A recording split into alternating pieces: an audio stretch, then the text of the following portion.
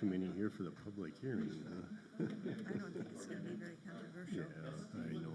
What's the other community you have? That looks good, yeah. Oh, you're the planning commission now, huh? Yeah. Good boy. Not supposed to talk to him. Yeah, after that last event where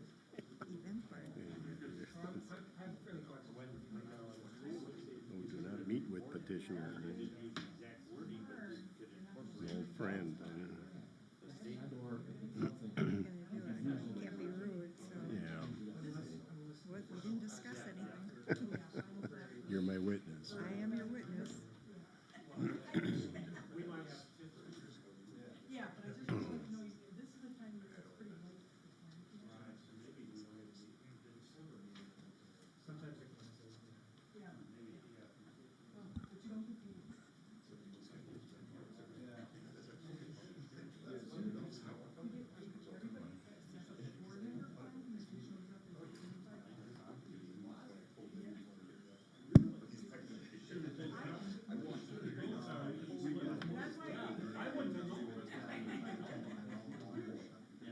Yeah, it's gonna go in the paper.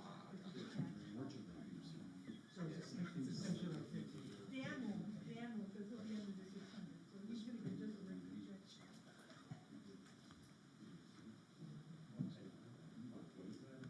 Yes. We'll need 50 minutes to do it. Yeah. Once you get your snacks, you should get it. You know, it's just right.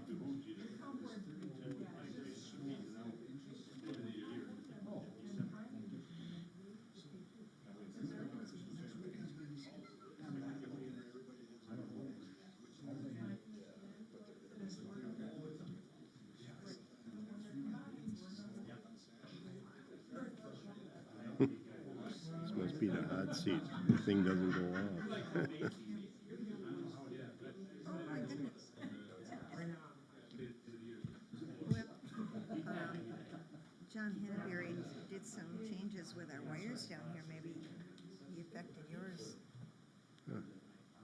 Well, now you have to really be careful what you say. Everything we're live on. Downtown Vernon. Guys, fix your hair, Chris. what here?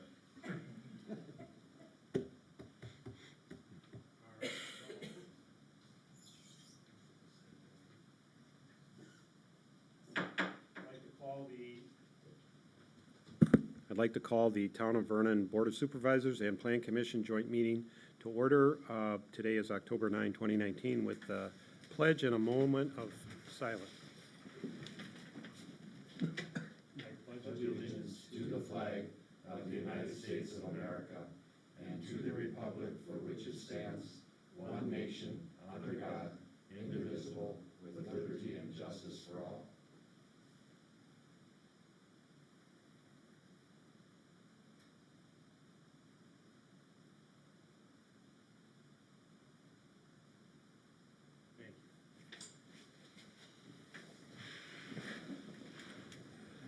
Roll call and open meetings compliance check.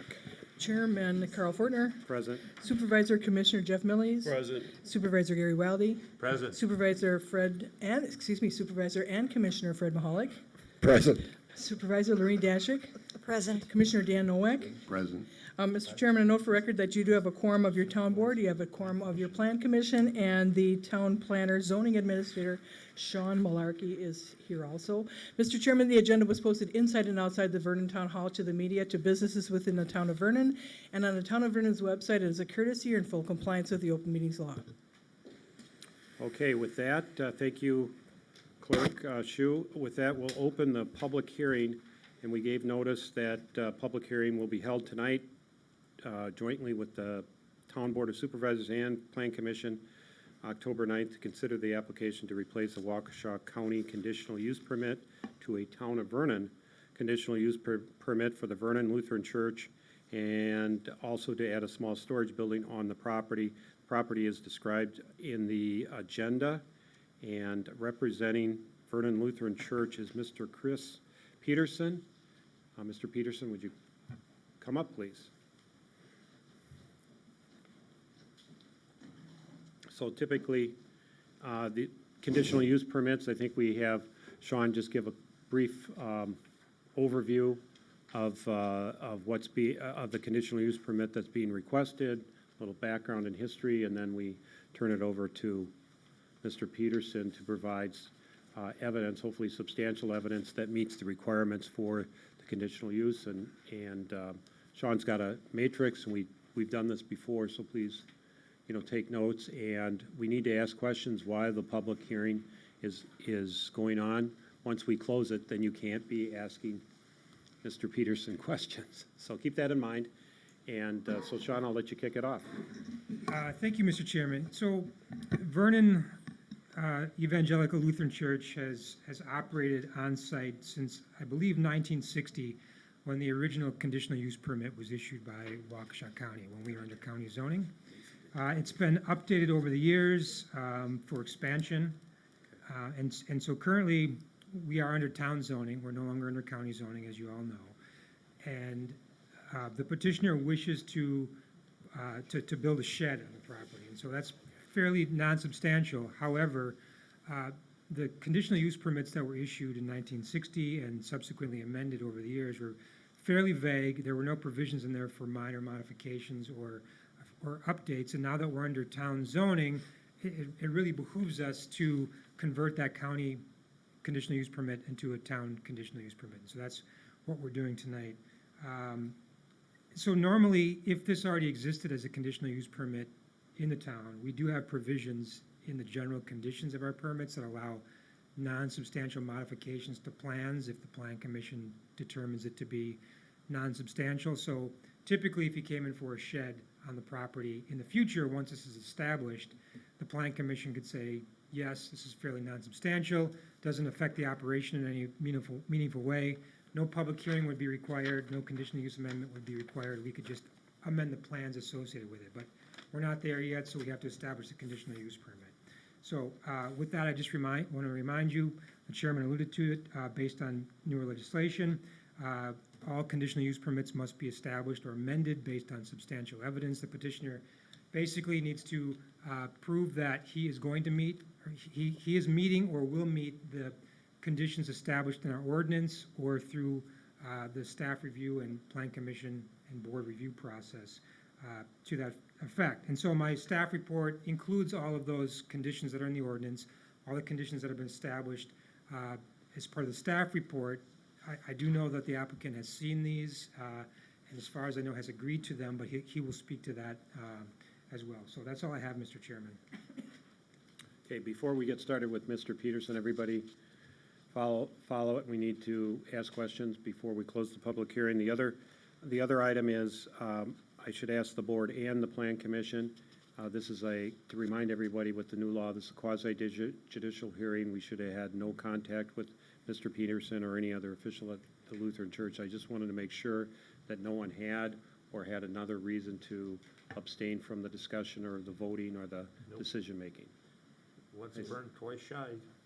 Mr. Chairman, I'll note for the record that. Everybody's shaking their head no. I was just going to note for the record, Mr. Chairman, that your board and your plan commission have indicated they have had no ex-parte contact. Okay, thank you. So, Mr. Peterson, if you could state your name and the church name and the address of the church and that you have authority to represent it, and then we can proceed. My name's Chris Peterson. I'm VP of Finance at the Council at Vernon Lutheran. Been a member there for 40-some years.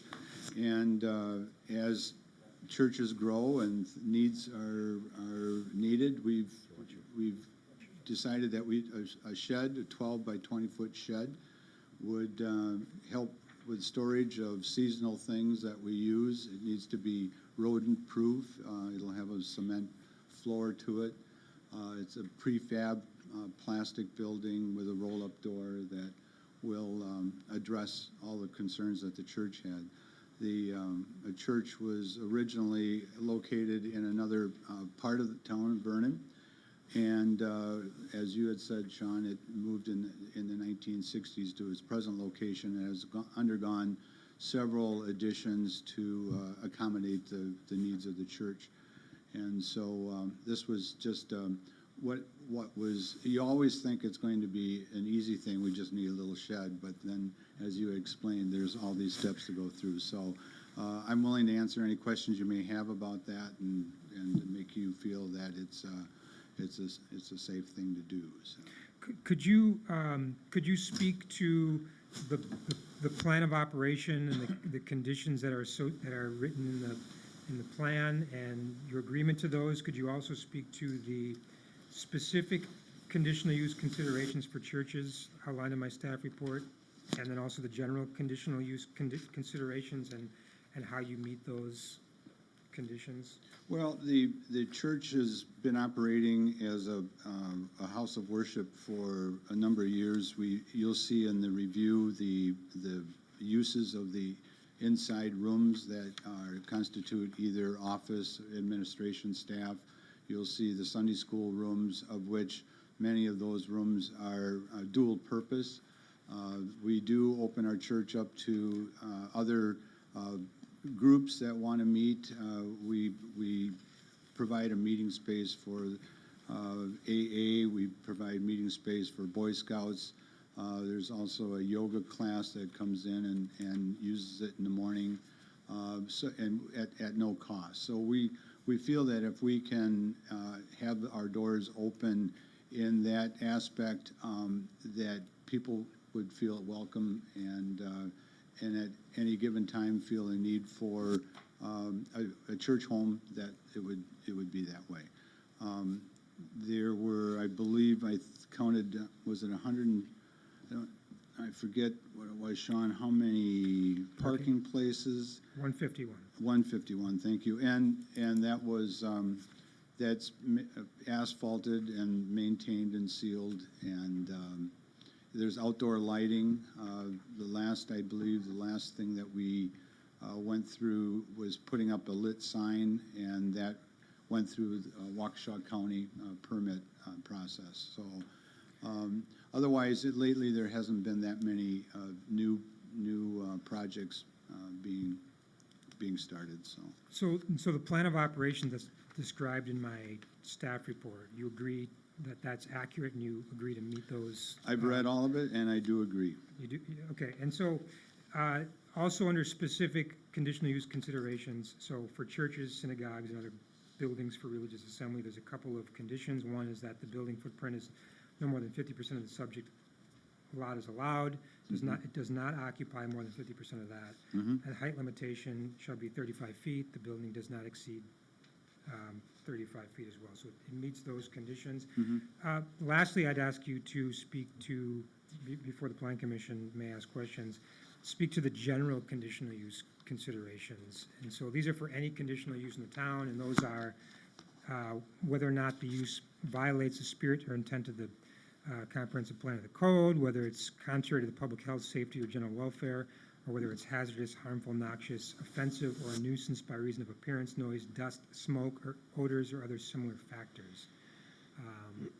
Maybe you can speak to how the church has operated within the town in the past, and how it meets these conditions. Well, as with any time you come forward with needing a building plan, you have to follow the proper procedures.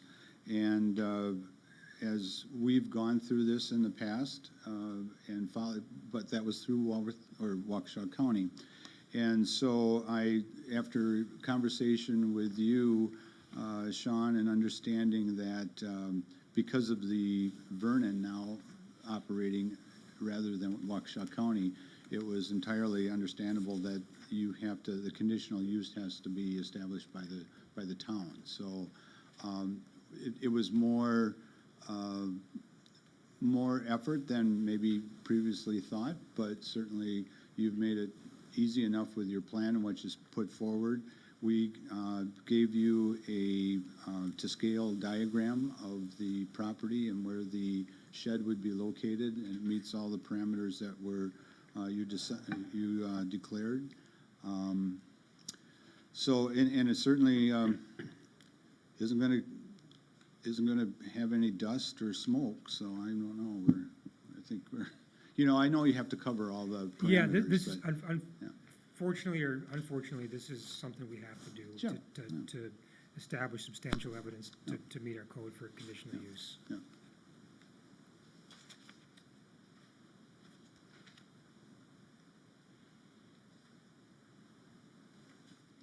Is this time for questions? Is there gonna be any electrical, put into this shed? No.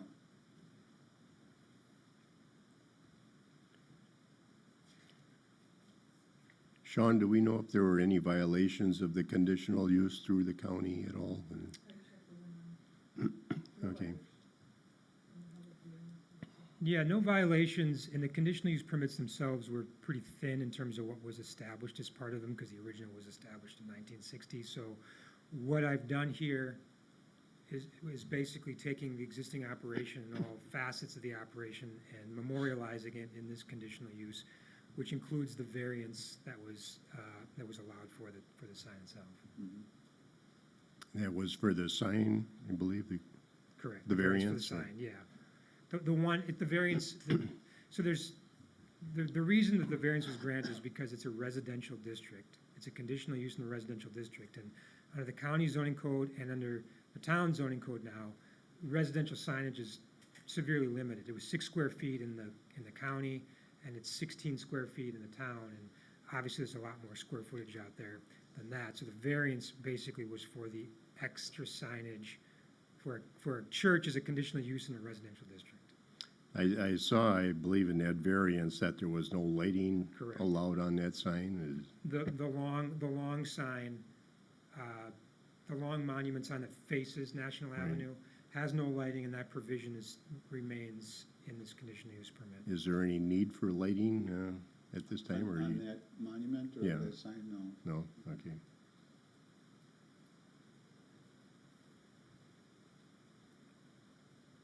Sean, the building footprint, no more than 50%, that's just the building, including the sheds and so on, not the parking lot, Does right? not include parking. Does not include parking, okay. And the height is 35 feet, there's no variance from the 35 feet. There are provisions in the ordinance that allow exceptions to go beyond that, but nothing in there on the current site is. None than the current site, so we're under 35, okay. Sean, with the 50%, I thought it was only, the 50% was related to the main building and not necessarily to satellite sheds. It's actually all buildings on the site. It's total building footprint, but they're not even close No, to that. but I thought it was, just my clarification. Sure.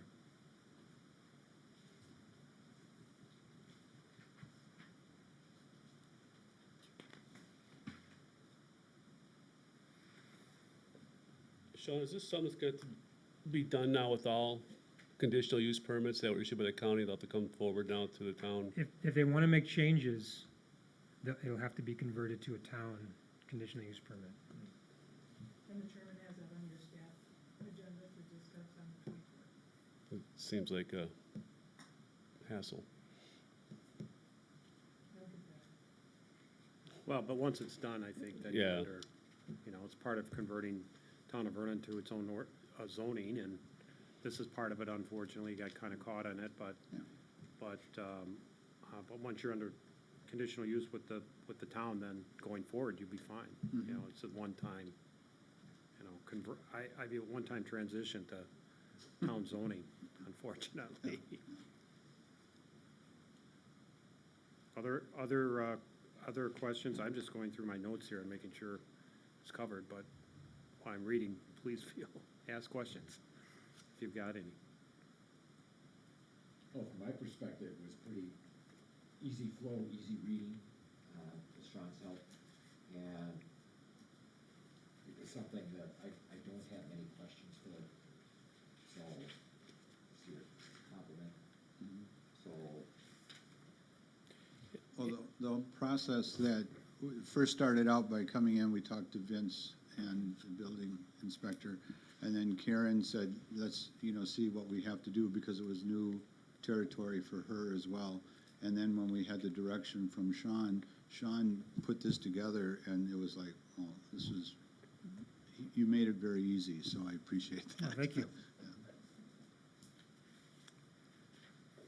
Sean, do you have anything else? I think No. they agreed to all the conditions. I heard that, so. Yeah, he's provided evidence that they've agreed to all the specific conditions. They meet the specific conditions for churches in terms of building footprint and height. He also described the existence of the church since 1960 and before in other locations in the town. There haven't been any violations of the conditional use permit that are on record.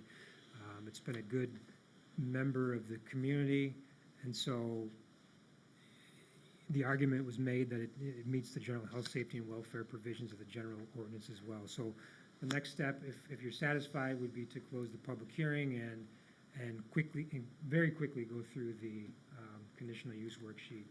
But before we do that, we should ask, are there any other public comments I got, in the audience? Yes. I got one more question. Oh, yeah, you can go with question. Where exactly is the shed going? I can't tell by the map, Yeah, the map is small. It's basically right behind the church. behind the church, Yeah, okay. it's tucked away. You won't even really see it from the Oh, road yeah. because There's an because of arrow the now, I location. can see it. Yeah. Okay. Well, and I would like to address, there's been no problems with any of the building permits. We've been in compliance and so forth. And Sean, you may not be aware of this, and members of the board here may want to know that one reason there was never a problem is a lifelong member of Vernon Lutheran Church was Rod Johnson. So Rod was right there. In fact, he was one that helped Vernon get out of Waukesha County, so. Okay, so I'll ask, we have they're not here for this, but I'll have to ask it for the record. Are there any other public comments present? No other public comments. Clerk Shu, did you receive any written comments, emails, or anything from the public on We this did, issue? we did have a few people that came in just to take a look, and they were extremely pleased with what was going on. And of course, we did have a few parishioners that were real supportive. So all the comments that we received, Mr. Chairman, were all positive. Okay. Any further questions from the Plan Commission or the Town Board? Sean, do you have anything further for the public hearing? So I will now close the public hearing, and we will go to agenda item 6, discussion and possible action to approve or deny the application to replace the Waukesha County conditional use permit with the Town of Vernon conditional use permit for the Vernon Lutheran Church, and to add a small storage building on the property. That we just closed the public hearing, and we'll be looking to go. Sean, you want to walk us through the matrix quickly? Sure. And so we get that on the record, and then we'll have, ask for a Plan Commission recommendation to the Town Board. So the second page of the worksheet looks at the specific conditional use criteria for churches, synagogues, and other buildings.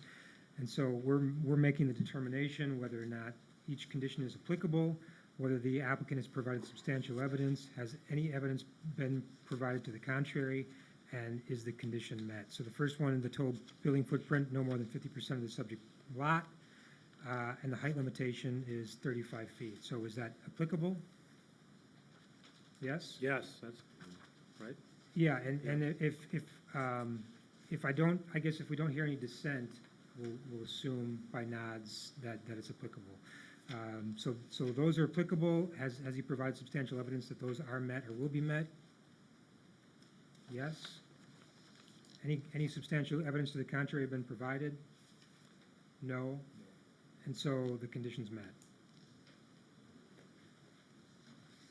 In terms of general conditional use criteria, on the next page, those determine whether or not it violates the spirit or intent of the plan or the ordinance, whether it's contrary to the public health, safety, or general welfare, whether it's hazardous, harmful, noxious, offensive, or a nuisance by reason of appearance, noise, dust, smoke, odor, or other similar factors, and otherwise conforms to the code. Are those conditions applicable? Yes, they are applicable.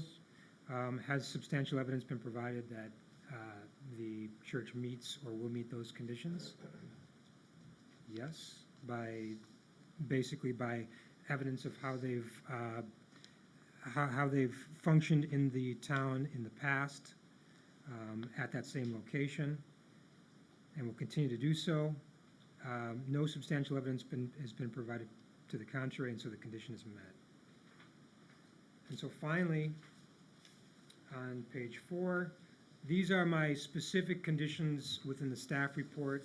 I have not listed all the general boilerplate conditional use conditions here, but these are specific to the church itself. I list the operation, how the church currently operates and will continue to operate. The petitioner has agreed to meet all these conditions. So is the condition, are these conditions applicable? Does anyone have any issue with any of these conditions? No. Has the applicant provided substantial evidence that they will meet these conditions? Yes. No substantial evidence has been provided to the contrary, and so the conditions are met. And so the last page, page 5, the Plan Commission, if you so choose, can make a motion.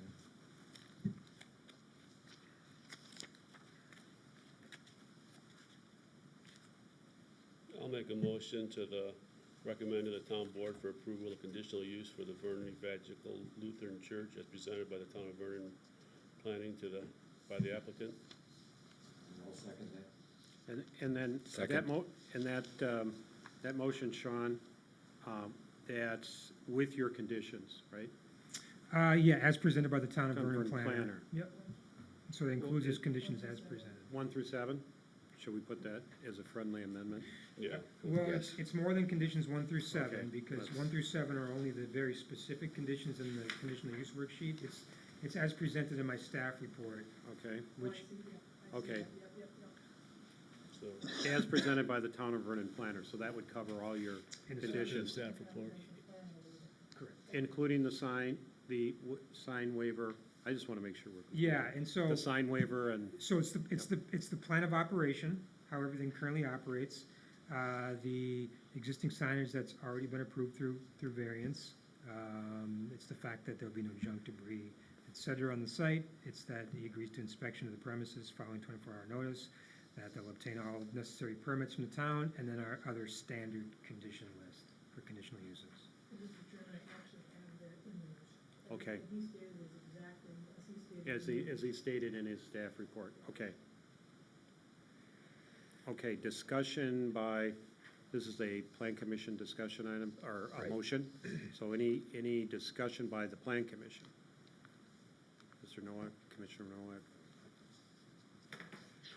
Okay, shall we have a vote, call for a voice, we can do it by voice vote, just conditional use, yeah, voice vote, so all in favor? Aye. Opposed? Motion unanimous, motion carries. Now, the next item on the agenda is the town board. I put it on here, we put it on here in case, in the event the town board wants to take action. If the town board wants to defer it to next Thursday, I'm okay with that, but I'd be also okay with the town board now taking action, and, getting the conditional use permit for the church, on its way. All right, So this town board. I'll make a motion. I move to grant the conditional use for the Vernon Evangelical Lutheran Church as presented by the town of Vernon planner and as agreed to by the applicant. The town of Vernon staff is directed to draft the conditional use order and place it in a final form consistent with the town of Vernon's discussion. I'll second that motion. And on discussion here, Sean, do we need to make that subject to attorney review? I'm trying to think It's on the staff. other. That's part of it inside your staff report, is that? No, it's placed in final form by town staff, so that Okay, includes. it's part of this, got it, okay. So it will go get attorney review, town, that's right. The Vernon town staff includes not only the planner, but the town lawyer, okay? Okay. Yeah, he is. Just so I know, procedure then, Karen, you'll let me know when the permit is, Do we have a We motion? gotta vote for it first. There's a motion. okay, I know. all right. We have to vote on it first. I'll second the motion. No, Lorraine already did. Lorraine, you did. Lorraine's Sorry. got a second. We're under discussion on a, motion's been made and seconded to approve it as the motion states with all the conditions and the staff report. And so any further discussion by the town board? All in favor? Aye. Aye. Opposed? Motion carries unanimously. Okay. So I will draft the report, the conditional use permit, it'll get reviewed, and then after that's issued, you'll sign off on that, and then you'll need your building permit for bids. Okay, thank you. The conditional use permit is, So time-wise, a couple weeks? less than that, it'll be probably a week or so. But you can contact Vince right away to let him know Get that. that moving. Yeah. Right. And he's in tomorrow, so, Yes. thank you. Thank you. Thank you. Okay, we are moving on down the agenda to item 7, which is the site plan of operation amendment for Ken and Lisa Fensky, doing business as Edgewood Greenhouse for the property as listed, tax keys as listed in the agenda on Edgewood Avenue. You're Mr. Fensky. Could you please come up? And unlike a conditional use, we could have talked and give Mr. Fensky all we wanted. So, Sean, why don't you kick us off, and we'll ask questions of Mr. Fensky as needed. Sure. So the property is zoned AB, agricultural business. It's about 23 plus acres.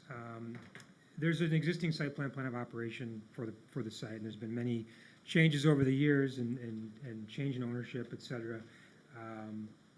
It basically operates as a wholesaler. They grow plants and wholesale. There's no retail sales that are permitted from the property. It's been in operation since 1965. In 2013, there was some changes made. There were some floodplain issues. Some of the buildings were moved out of the floodplain into the drier areas of the site. So over the years, 2013, 2015, 2017, there's been additions and new buildings that have been made. And so everything's currently in compliance with the codes. It meets all requirements of the AB zoning district. Nothing's in the floodplain, so everything's good. And so what the petitioner's requesting now, there was a greenhouse sort of on the south or the eastern part of the site where snow basically collapsed the buildings. He's looking to replace within that same footprint. And so it was basically, I think, 5 bays that were together in sort of one greenhouse mashed together. And so he's putting 2 new buildings where that old footprint used to be. The 2 buildings are 35 by 130 feet to replace the previous 85 by 130-foot greenhouse, again, which collapsed. Everything that's being proposed meets the requirements of the district, of the ordinance, including maximum building footprint, setbacks, offsets, et cetera. So if the Plan Commission chooses to recommend approval of this, I have prepared a series of conditions. Most of them are standard conditions. Most of these are conditions that already exist in the current site plan of operation. So all of these carry through. Number of employees, hours of operation, et cetera, is already established. Really, the only difference is that he'd be adhering to the plans that were in the application as part of this go-around, as presented here on October 9th.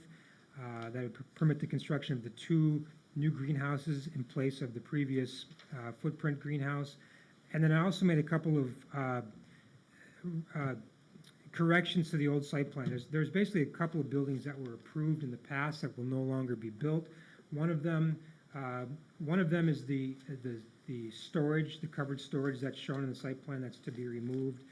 That's to the east of the currently proposed buildings. That would be reflected as removed. And then there was one building that was previously approved that will never be built. That was the 21-foot by 108-foot building that's north of the mound and the shed in the site plan. That won't be constructed. And so I just want the record to show that those 2 buildings will no longer be there or be constructed as part of this. Everything else is identical for the site plan of operation that exists. And the petitioner, and you agree? That is correct, yes, That what he said is correct? Okay. correct.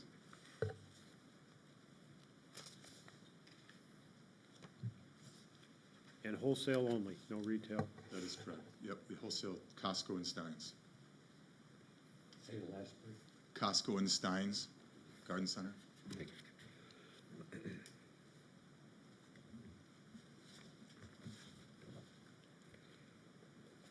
Sean, can you explain to me why this is before us at this time? Is this a substantial change in their site plan and plan of operation, or? There's no provision in the site plan of operation that allows, to bypass the process. And so any new building in that district basically requires review. So for But he could have rebuilt the one that was there, 85 by 130. he'd need a building permit if it was the exact same footprint. Exact same building. If anything's changed at all, it requires plan commission review. So for a conditional use process, it's much more cumbersome because it's a public hearing, et cetera, et cetera. right. And so there's that trigger that's in there that says if it's not substantial, it just needs plan commission approval. So this just needs plan commission and board approval. But if it's different at all, if the building's different at all, it does require it to come forward. So if he rebuilt his greenhouse that collapsed in the snow, he'd just go and get a building permit to do it? Because it was already part of the site plan of operation that was approved, that building was part of that site plan of operation, he could build it and He just could get. he could rebuild it. So instead, you're building on the same footprint, just putting two buildings instead of one And big two one. building, it's smaller, Correct. so it's. And it's a little bit smaller. It's smaller, and the reason that I'm doing that is because the same building, that building was built years ago. The structure was not probably what I should have did in the first place, and the reason I'm going to two separate buildings is because, first of all, it's cheaper, but second of all, it's serving all my purposes with no threat ever of collapsing in snow again. So that's the main reason I'm going to two buildings instead of a gutter connect. Right. So. Was the span part of the problem with the snow? Is that Just why you're doing two? The size of the piping, the structure. Okay, Yeah, I'm going to, right now I'm going to 2-inch, it was 1 1/8, prior to this, and it was just a bad decision 25 years ago Got that it, we bought okay. in the first place, but. Right. all right, So- thank you.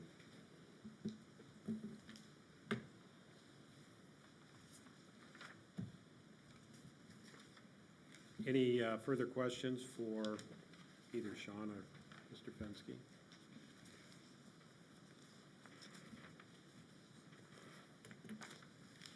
So we are looking for a motion. I was looking at your staff. A motion to recommend to the town of Vernon to, approve the site plan and plan of operation, subject to, your report. To approve the amendment, subject to. To approve the conditions. amendments. Okay. I'll make that motion. I'll second. For a second, okay. Do you have enough of the motion? With the conditions stated By the planner. Make sense, Sean, the motion? Any discussion by Plan Commission? In Commissioner regard to the conditions under 14 building inspection and 15 fire inspection, we've got 4 places there where we list the town of Waukesha. That's a good point, and Chairman Forder brought that to my attention, and I meant to bring that up to make the correction. That should be town of Vernon in that condition. the correction and then Commissioner Yeah, there's 4. My apologies. You were not authorized to do that. No, they weren't approved yet. Nice catch. Yeah, there's just 4 places. I'll take my lumps, but yeah, that's my mistake. So, he gets a cookie, I get a cookie, so we're.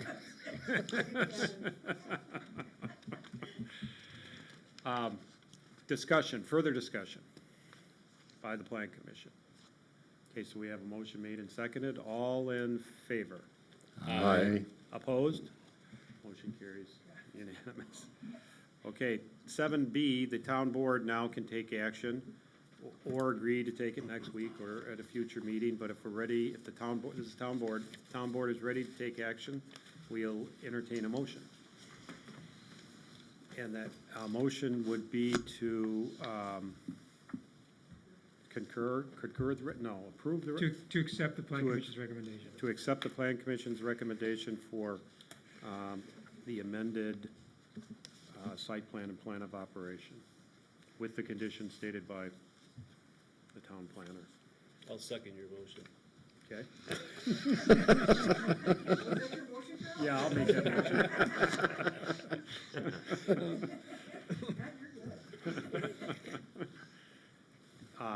Discussion at the town board level. Okay, no discussion. We'll call for a vote. All in favor? Aye. Opposed? Motion carries unanimous. So, Ken, I'll get my permit to Vince. If you want to talk to Vince about that, he'll have that in the next couple of days, and we can. Excellent. Permit. Okay. Off the subject, did you graduate from McGuanago? Sure did. I've been here my whole life. You graduated with my son. That is correct. Mark. That is correct. Yeah, that's what I Yes. thought. Yeah. I didn't recognize you because the last time I saw you was. Lots of hair. I chaperoned a dance at Parkview one night when you were, I had school at you and the young lady up. Absolutely. Yes. Goes Yes. back a few years. You are correct. Yes. No, I've been here my whole Nice life. seeing you. Yes, same here, same here. All set? You're right, all well, set. I just want to say thank you to Karen and Sean for the efforts, and then also want to thank everybody for, this business has went from, 300,000 to 4 million because of what you guys have allowed us to do, so I just want to thank you guys. Thank you. Oh, thank you. I will. All right. We are on number 8. And we're on with Miss. And here comes Justin. Here's Justin. Justin, please introduce yourself to everyone and, Robert W. Baird and their municipal practice. So give everybody a little background first, and then we'll jump into the TIF district, creation of the Town of Vernon TIF district. Yeah. Well, thank you, Chairman. So my name is Justin Fisher. I'm a public finance banker at Robert Baird. I've been with Baird for over 10 years and work with the municipalities strictly in Wisconsin. So work with communities just like the town of Vernon, pretty much from the north all the way to the south. I mean, you're thinking Boulder Junction, that would be a town I work with way up there. I was in Osceola last night, if you know where it's basically St. Paul. And so I do a lot of these type of meetings because communities all over Wisconsin have constant needs for infrastructure projects, development type initiatives, and creation of different tax increment districts.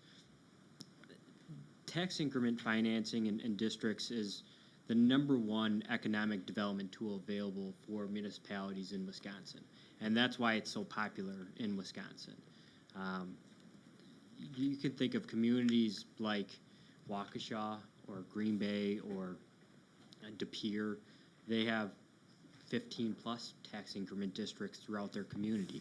There's also smaller communities like Village of Marshall, which is kind of the plan I use to help use as a template for the town of Vernon's creation, where they only have 1 tax increment district outstanding. They just had one expire. It was a successful TID, and they rolled it into another tax increment district.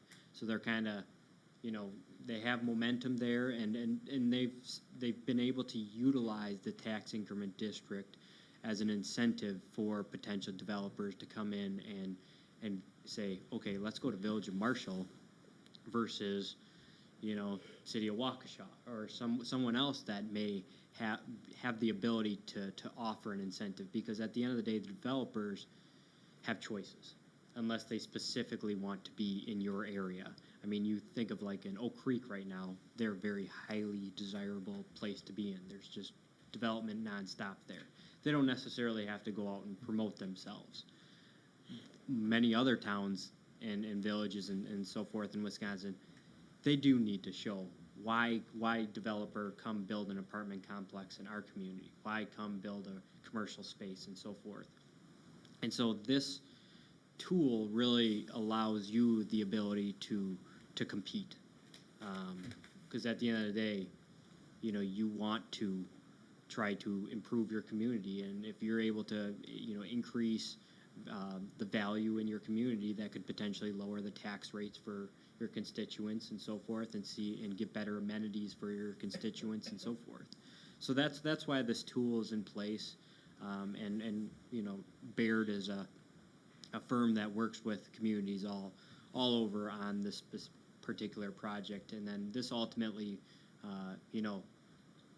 evaluates, do you need infrastructure needs put in place? And that's where I really specialize in, is helping you obtain the best funding source, because there's all sorts of different ways you can fund different projects. I'll evaluate to say, maybe going this route versus this route, and how it fits within the tax increment district and the potential cash flows of what the development could bring in and so forth. So that's all stuff that we'll evaluate as we go through this process, because in the tax increment financing plan, there needs to be a cash flow analysis. I need to be able to prove that by creating this tax increment district, you're not going to just throw in a bunch of money into it and you're going to see no new development occur because of it, because then it wouldn't pay for itself. We need to be able to show that if you do put in, incentives and infrastructure and so forth, that, the plan is to attract certain types of development at a certain value so it can pay for those initial costs. That's the whole goal of this, is to bring in development that would not occur without this. So, any questions off the bat for me? This is just a general question, okay? How does your activity within the corporate structure relate to the investment side that's into stocks and bonds and all the rest of that? Not part of that at all. We have different arms of Baird, you could say, and that would be more of the private wealth management side, the investment side. We're public finance, capital markets, so we're completely separate. We don't do anything with municipalities' investments. That is not what I do. That's not what I specialize in. And I have companies that I would refer you to if you are looking for that, but that would not be something that I would say Baird should do. Thank you. Yeah.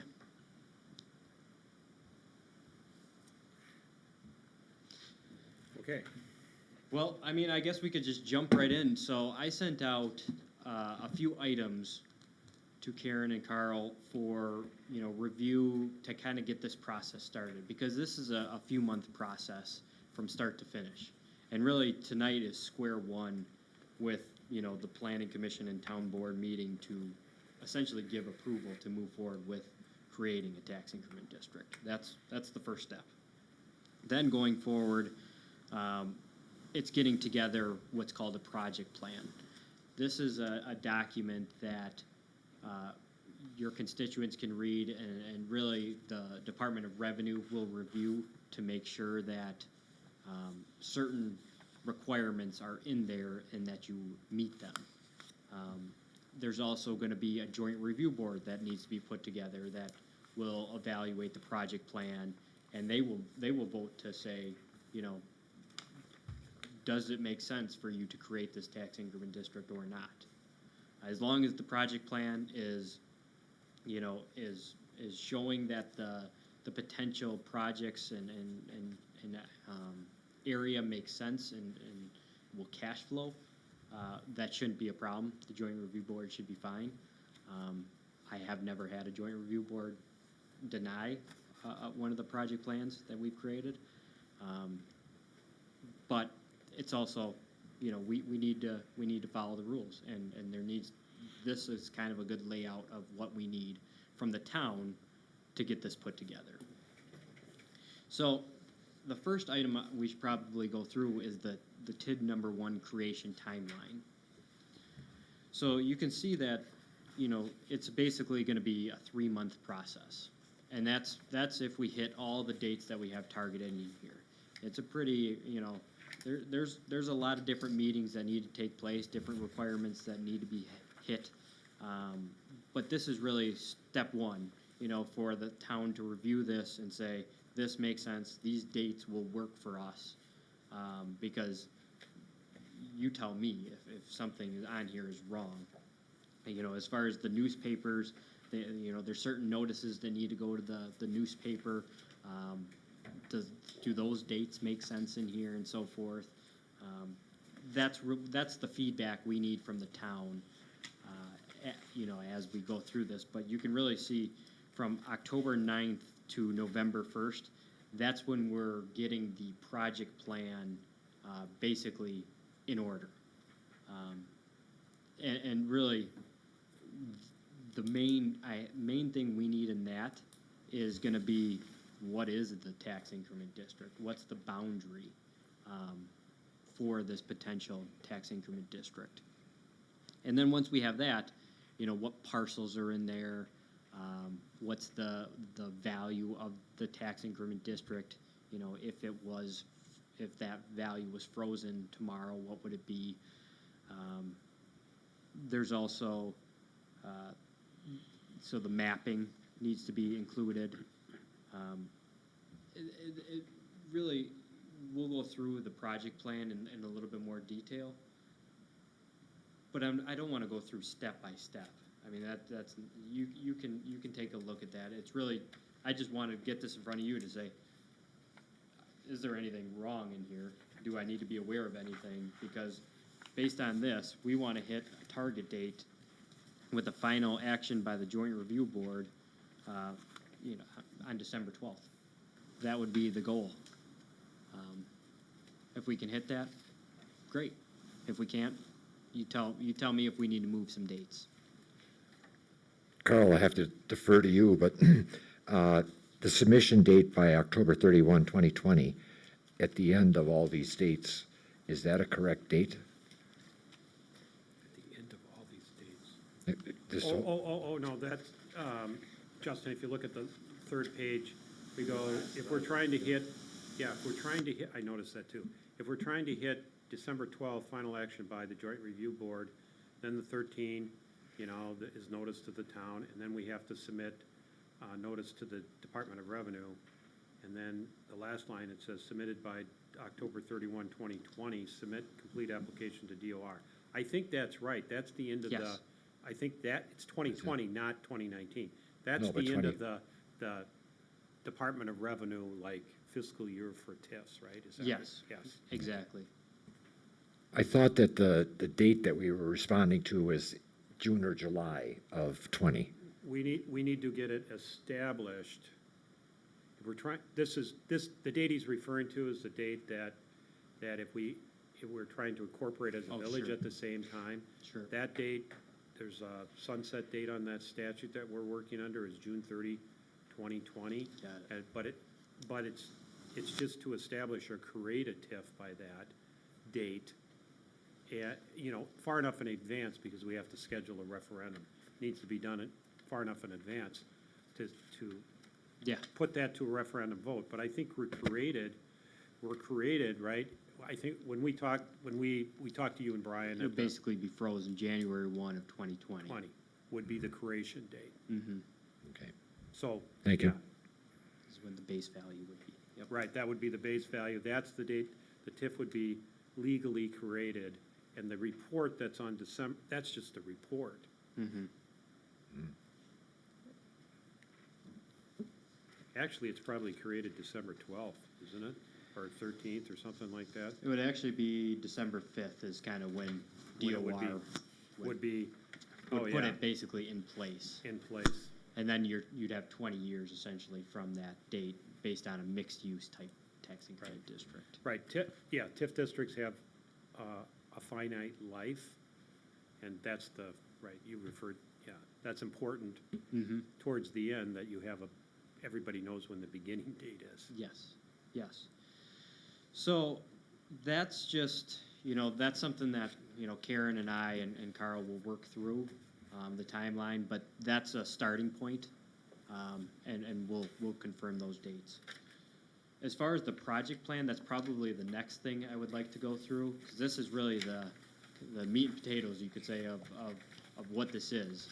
Because this is what you're gonna refer to, you know, consistently to say, oh, was this project in here? Can we do this project within the tax increment district and so forth? Now this, once this is created, this isn't like, you can never change anything with the tax increment district. You can amend a TID, and, you know, if there's a new project you want to include and so forth.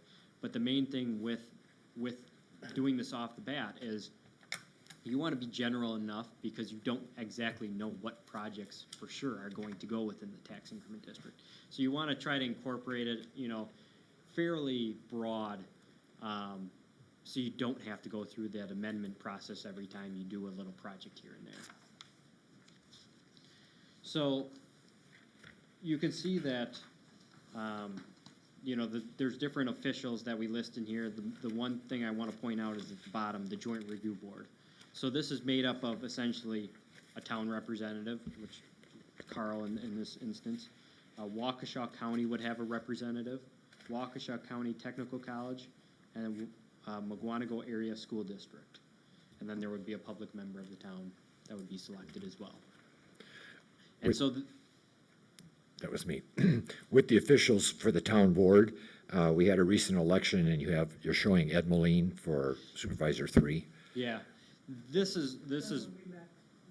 No, and I'm not being critical. It's No, just, yeah, and like I said, this is about as draft as you can get. that's fine. It's more just, here's the information that is gonna be in there. Sometimes these things roll over and it's Yeah. perpetuity, That's- so. So we'll definitely update that to reflect. Okay. So once these people are selected, then we can input their names in here.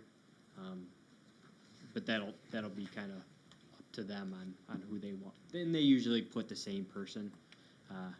You know, they go to a lot of these, because there's a lot of communities, and so usually the same representative from the tech college will go to all of them, and so forth, so. So the next page, page 4, the introduction of and description of the district. This is something, again, we would like you to take a look at. This is fairly boilerplate language,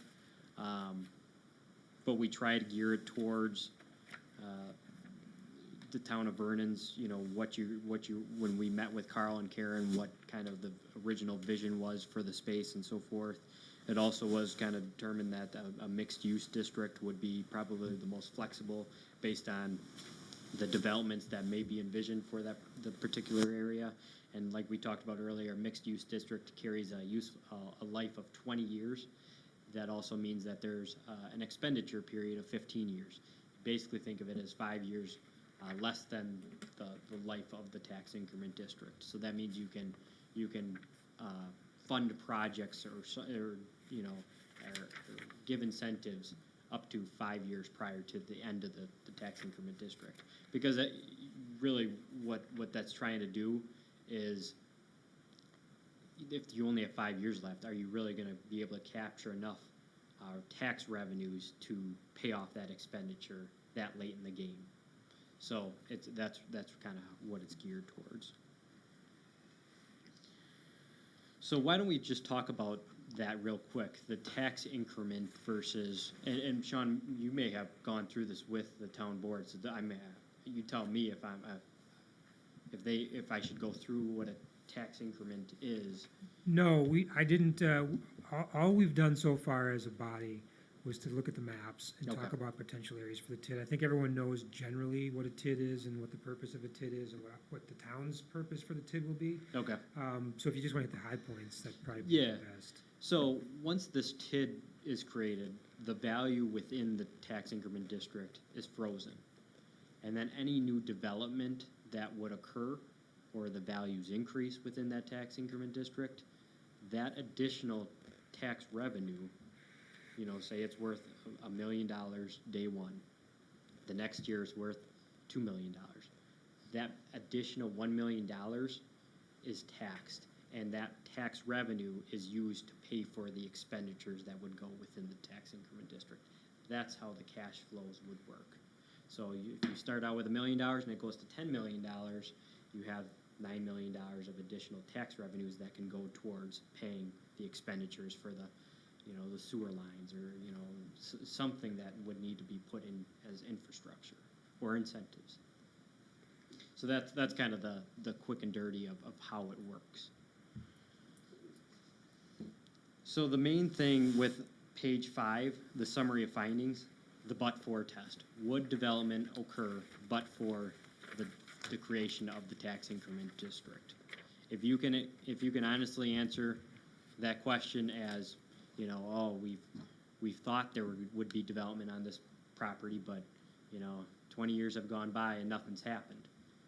Well, that probably tells you that, you probably need some kind of, financing incentive to bring in development, because it just isn't happening. So that's kind of the question you have to ask yourself when you're thinking about the parcels that could potentially be within the tax increment district.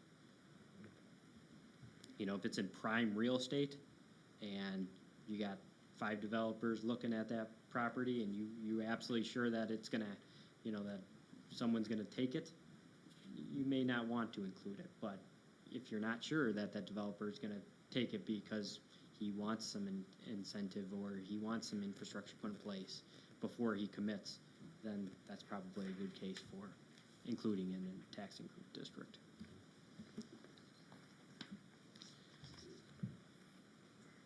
So some of the criteria of a mixed-use district on page 6 and page 7. 50% of the land within the TID suitable for commercial, industrial, residential. That's one of the criteria that needs to be hit. Newly platted residential is no more than 35% of the area of the TID. Residential housing density is at least 3 units per acre. Maximum life, 20 years. There could be an extension with joint review board approval, a 3-year extension. That's always available. And then the expenditure period will always stay at 15 years. So some of the things to keep in mind as you're thinking through what developments could potentially go in this district. So page 8 and 9, this is from the Village of Marshall, but these are basically some of the maps that we would need to include in the project plan.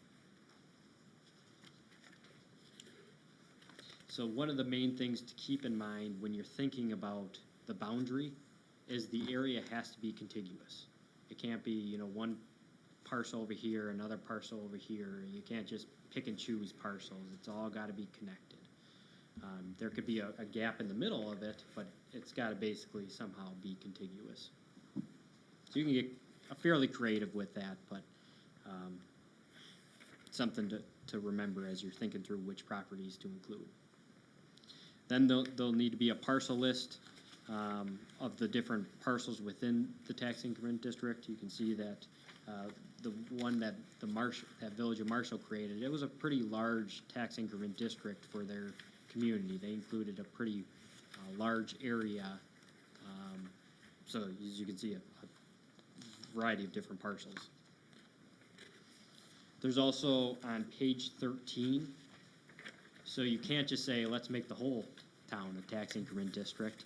There is a limit to how much you can have tied up into tax increment districts as far as your value. So looking at the town of Vernon's equalized valuation, just over $1 billion. So basically, the test here is you cannot have more than 12% of the valuation tied up within tax increment districts. So in this case, 120 million could not be tied up into a tax increment district.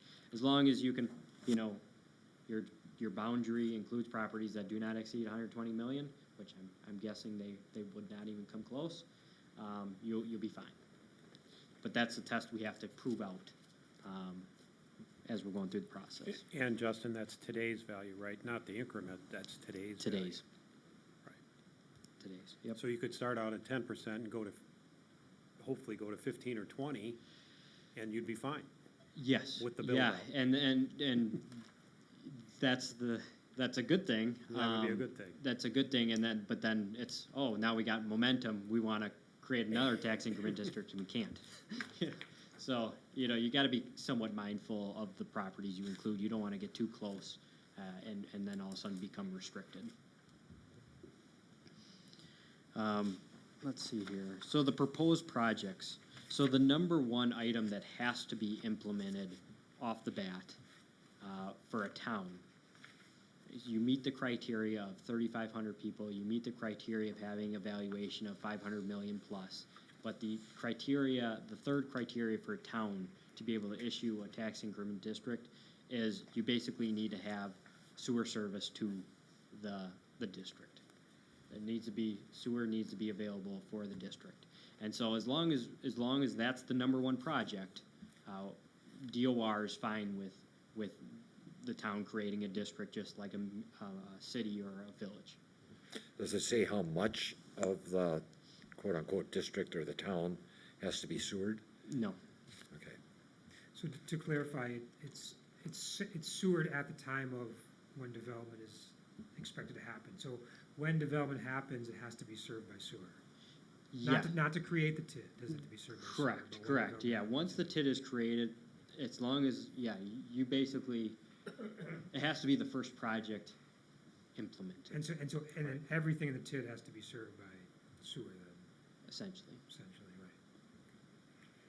right? So that goes to location, and we know the Village of Big Bend is planning sewer service up on the interchange. What happens if they don't get their sewer service for 15 years and we can't do anything in our TID district that expired in 20? There needs to be, I mean, that's gonna be, you know, consideration for you on how that's done. Just say, because we're kind of basing it on another municipality where if they don't come through,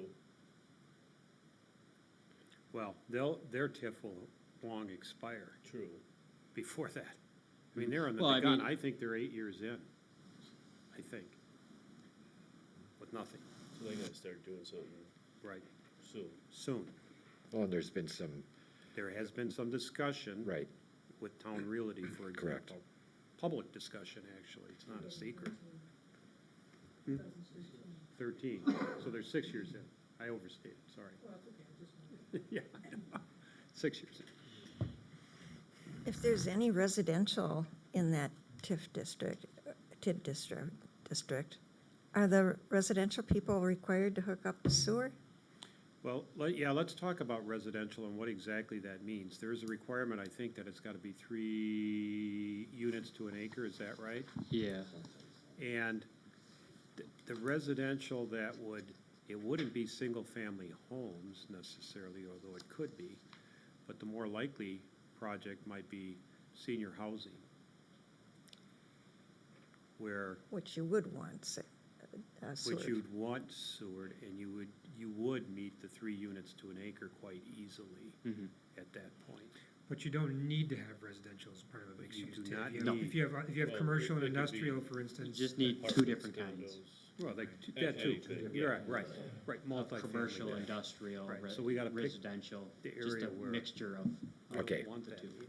yeah, anywhere in the town. Can't be all residential. You know, there's gotta be somewhat of a. Can't exceed That's why 30. it's mixed use. It can't exceed 35%. Yeah. Yep, it's gotta hit those requirements we talked about on page 6, but, to your point, you know, the senior housing is kind of the, Condos would be another one, maybe. yeah, those are the common ones that you see for, within a tax increment district.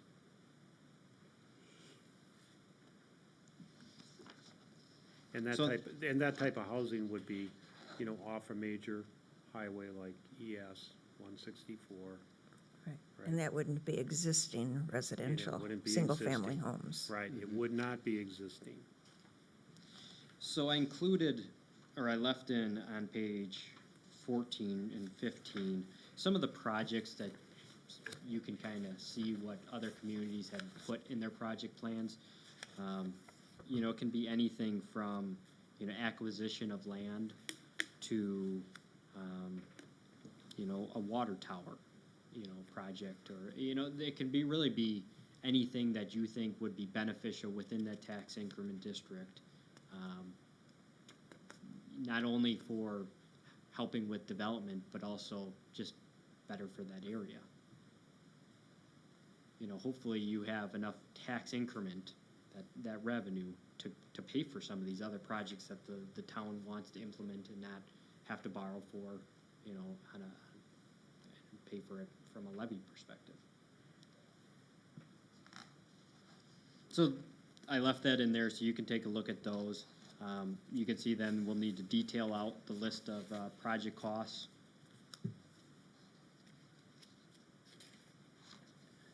And then we can talk about the economic feasibility. Basically, pointing out that there's gonna be a cash flow analysis that needs to be done, and that's at the back of it. We'll go through that, but I need to be able to show that this makes sense. If it doesn't make sense, why are we doing it? So that's a key piece.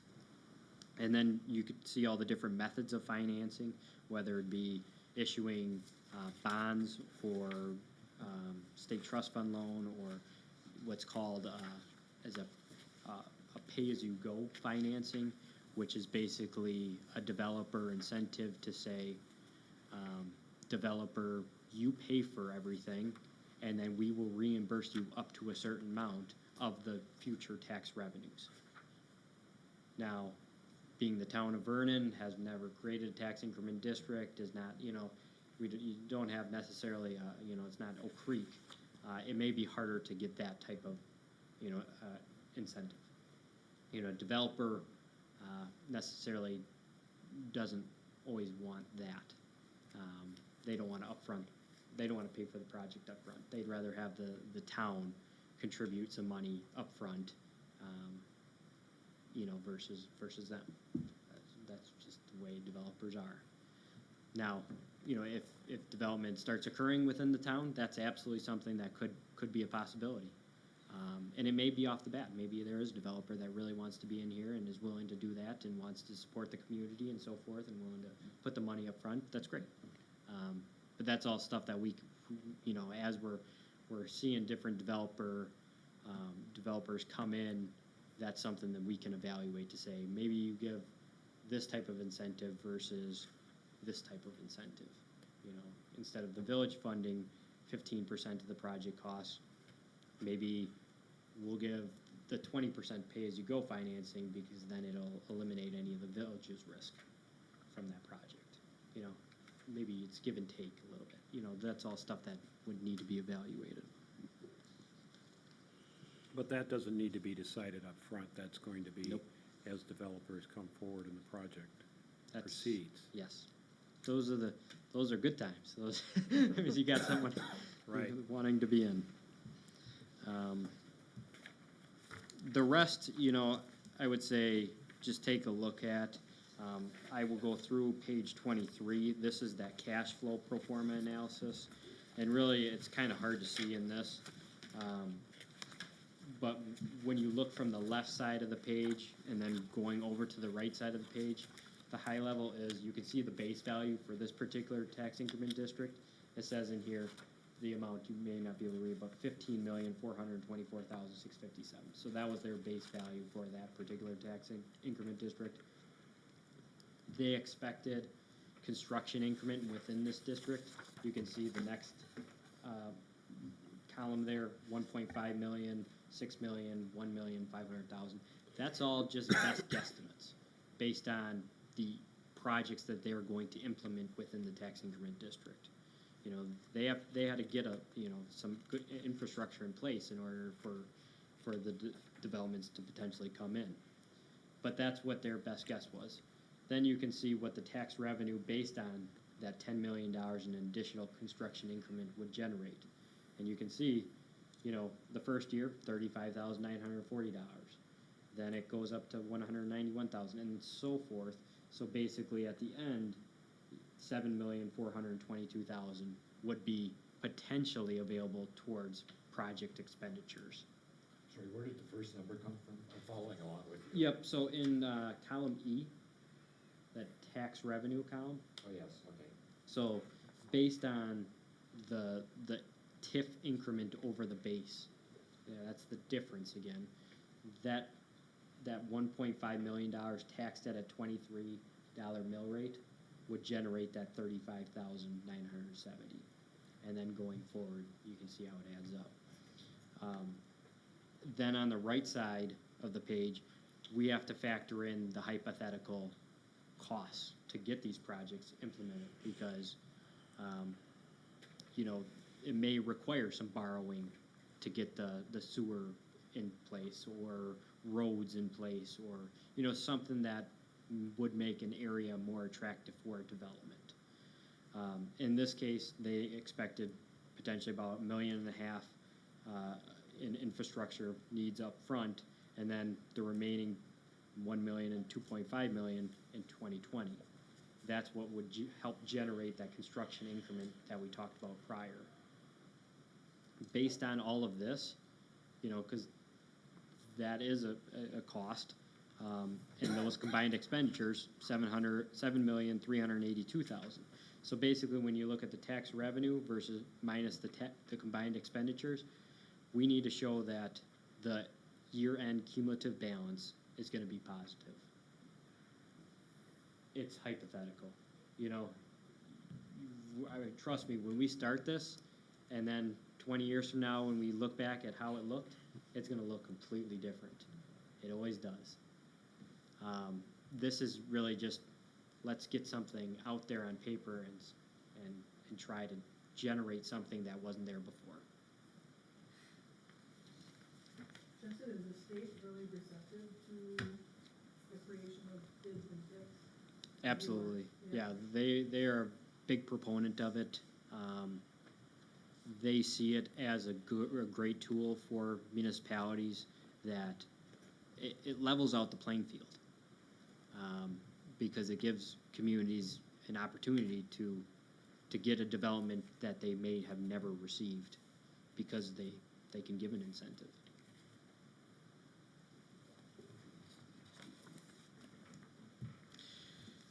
So there's just a few other handouts that I put in the packet. Some of the items needed, we went through most of those already, so I won't go through that. And then the considerations regarding developer incentives, that's just for your general knowledge on some things to think about as, you know, developers are knocking on the door and coming in here and proposing a particular development and saying they want 100% incentive, and you can look at them and say, there's no way, you know. But it just kind of gives you some guidelines on things to think about. And that's obviously, you know, as that's happening, I'll be working with Karen and Carl to run those different analysis to say, yeah, maybe this will make sense, or based on if they can guarantee a $5 million project in 2 years, you know, you may be able to give $1 million incentive, because it would cash flow based on, you know, that particular project, and so forth, and then go from there.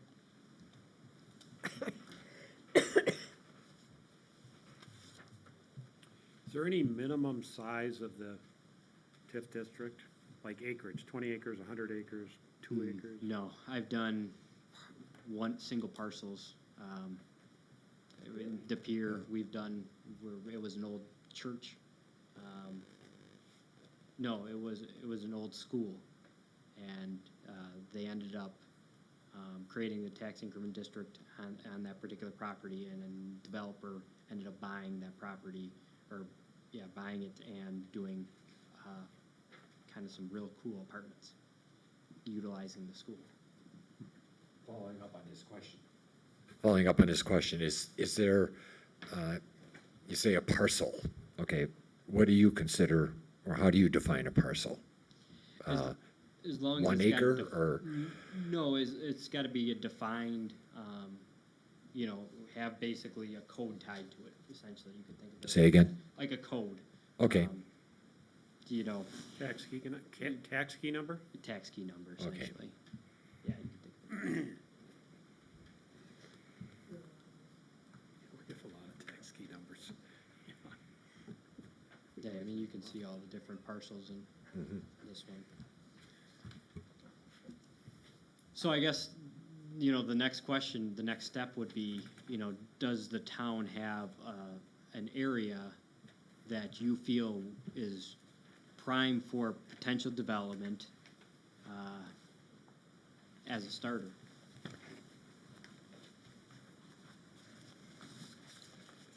And at our last plan commission meeting, we did, get maps. And Sean walked us through with these maps with, we had color overlays on them. Yes. Identify maybe you can take it. What our thought process was, and if, Justin, if you could say if we're on the right track, and then, Yeah, absolutely. We spent some time last month looking at a portion of the town's future land use map, and that's what the colors represent here is the future land uses. They're a little faded out, so but they're keyed to the key in the bottom right-hand corner. And so the area that we looked at a couple of different areas. We looked sort of west of 164 and then east of 164. And where we left it last time was the area east of 164. North and south of National Avenue was the area that made some sense for the properties that were primarily undeveloped. If you look at Enterprise Drive, you see that on the map there, south of National Avenue. Here, it's right here. That one there, that's already basically a fully developed business park, so that's not a good candidate to be included in the TID, but some of the surrounding properties going all the way east to the city of New Berlin are potential locations. And so the red on the map is future commercial uses. The crosshatched pinkish area is mixed business park uses, and then the yellow with the red crosshatch through it is sort of a residential business transition area. That could be residential uses, or it could be business uses as it sort of further develops. So I don't think I'm speaking out of turn when this is kind of the area that we talked about. We don't know in terms of what the exact boundaries would be, in terms of what's going to make sense and what's needed, based on the base value and the town's limitations, and what might be a good starting point versus, maybe something could be added later if we wanted to amend it and add something in the future. So I think the town might be looking for your feedback, or we can work through this as part of the project plan to start with a couple parcels and then work some numbers and see if those make sense, or we maybe need to add a few more to it. I think the location makes a lot of sense. I think there's based on National Ave, you got 43, you got some key corridors there that I think make a lot of sense to make this the starting point for potential development. And obviously, those National Ave and 43 are going to be very attractive for developers when they're evaluating where they want to be. Yeah, after our meeting last month, I was thinking about it. Those properties are a ways off of 164 where the sewer line would be going up, so it'd be a big expense to run sewer down that far. And I was thinking where our current fire station is located there in the purple on the south of 43 and west of 164. If we use that property and then would relocate our fire station, because that building is not the best, another 10, 20 years, they'd be wanting a bigger building. We could use that money to help fund a new fire station, and that is just prime real estate right there in the corner of and the sewer lines will go right past it, so it won't cost much to bring it onto that property. So I think that might be the easiest solution, and it's our property now, and we're not affecting any constituents. Well, we are going to create a town sanitary district on that piece of property. Yeah. Can you combine them? Can you have a Oh, yeah. sanitary district with? With it, yeah, a lot of times they are one and the same. Yeah. But that's a single property, and you see on the west side of it, the green, that's environmental sensitive. That's why I was asking about the size. And, the Right. single property, and that is a single property. I mean, but that's certainly You can is get an idea, quite sure. a few quarter-acre businesses or something right on that frontage, and and it wouldn't be that much of an expense to run the sewer to it. It's just the expense of buying land and build a new fire station. Yeah, that's a great point, that it's right in the path of sanitary. Because I'm concerned too, like in 10 years, one of these residents say, hey, we want to develop our land, and we aren't able to provide sewer up there yet. Oh, I see what you're saying, because they can't, if they're in the TID, they can't develop without Yeah, sewer. then we'd have to Yeah. amend the TID and get them, Correct. take them out, Yeah, perhaps, perhaps. and you're only allowed to do that, what's it, 4 times? Make a change? The amendment, 3 or 4 times. Yeah, I think it was 4, what we talked about. Yeah, so when you, You're locking them in. If you're saying basically, if you're in the TID, you are not developing until sanitary sewer gets here, if it's not already there. And so they could be waiting a long time. you know, this way, with this is town's property already, we're not affecting anybody's. Right. As a start, if this one works out, you always can, there's always options for the future elsewhere. Yeah, we can always do a second TID after we got this one done. Right, we can have, I think, what, up to 4 TIDs as a town, but if we can successfully incorporate it as a village, then there's different rules, right? Yeah, there's really no restriction on number of TIDs. Just value. It's Right. value. There is for towns, but not villages and cities. But, But when you become a village. right, right. That's right. So,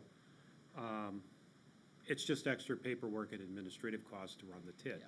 It'd be easier to run 1 TID than Yeah, 5. absolutely. But, I mean, we can't, the problem is the way the town of Vernon's configured with the annexations by the village of Big Bend. We don't, I mean, the border is fragmented and we didn't do that. It wasn't our doing. The one thing that would have to happen if this was the TID at the fire station is that the land use plan would need to be changed. Because right now it's planned for educational and institutional, and so need to be changed to mixed use or, well, at least mixed use, because it's gotta be multiple uses there. It can't just be commercial necessarily. Shouldn't be a problem. No, that's something the town can certainly do. I would think the plan commission might go for that. But, you know, I was thinking that'd be the easiest and probably the least expensive area to develop. And so is there any, I know the fire station takes up a chunk of that, it doesn't take up all the parcel. You know, there's a value associated with the fire station. But is there enough land there necessarily to develop with it being there? The fire station remains as part of the TID. That's already one use, right? That would be counted as one use, so you really only need one other use in there. Yeah. Or you knock over the fire station. That's what I was thinking, eventually you want to knock it down because, as Gary was saying, that building was built on the cheap.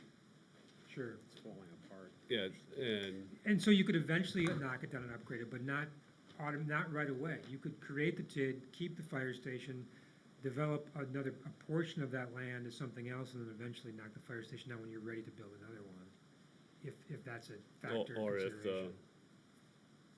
new development wants to come in and say, Totally. Yeah, we want the whole parcel because X, Y, Z, whatever, we need it all. But my point is, you wouldn't have to, the TID could move forward without, if you weren't ready to do that yet, you could leave it there until you were ready to Okay. move it. One thing you might, we'd have to check to make sure that land the fire station is on is appropriate for development, since it was acquired from the state with specific uses.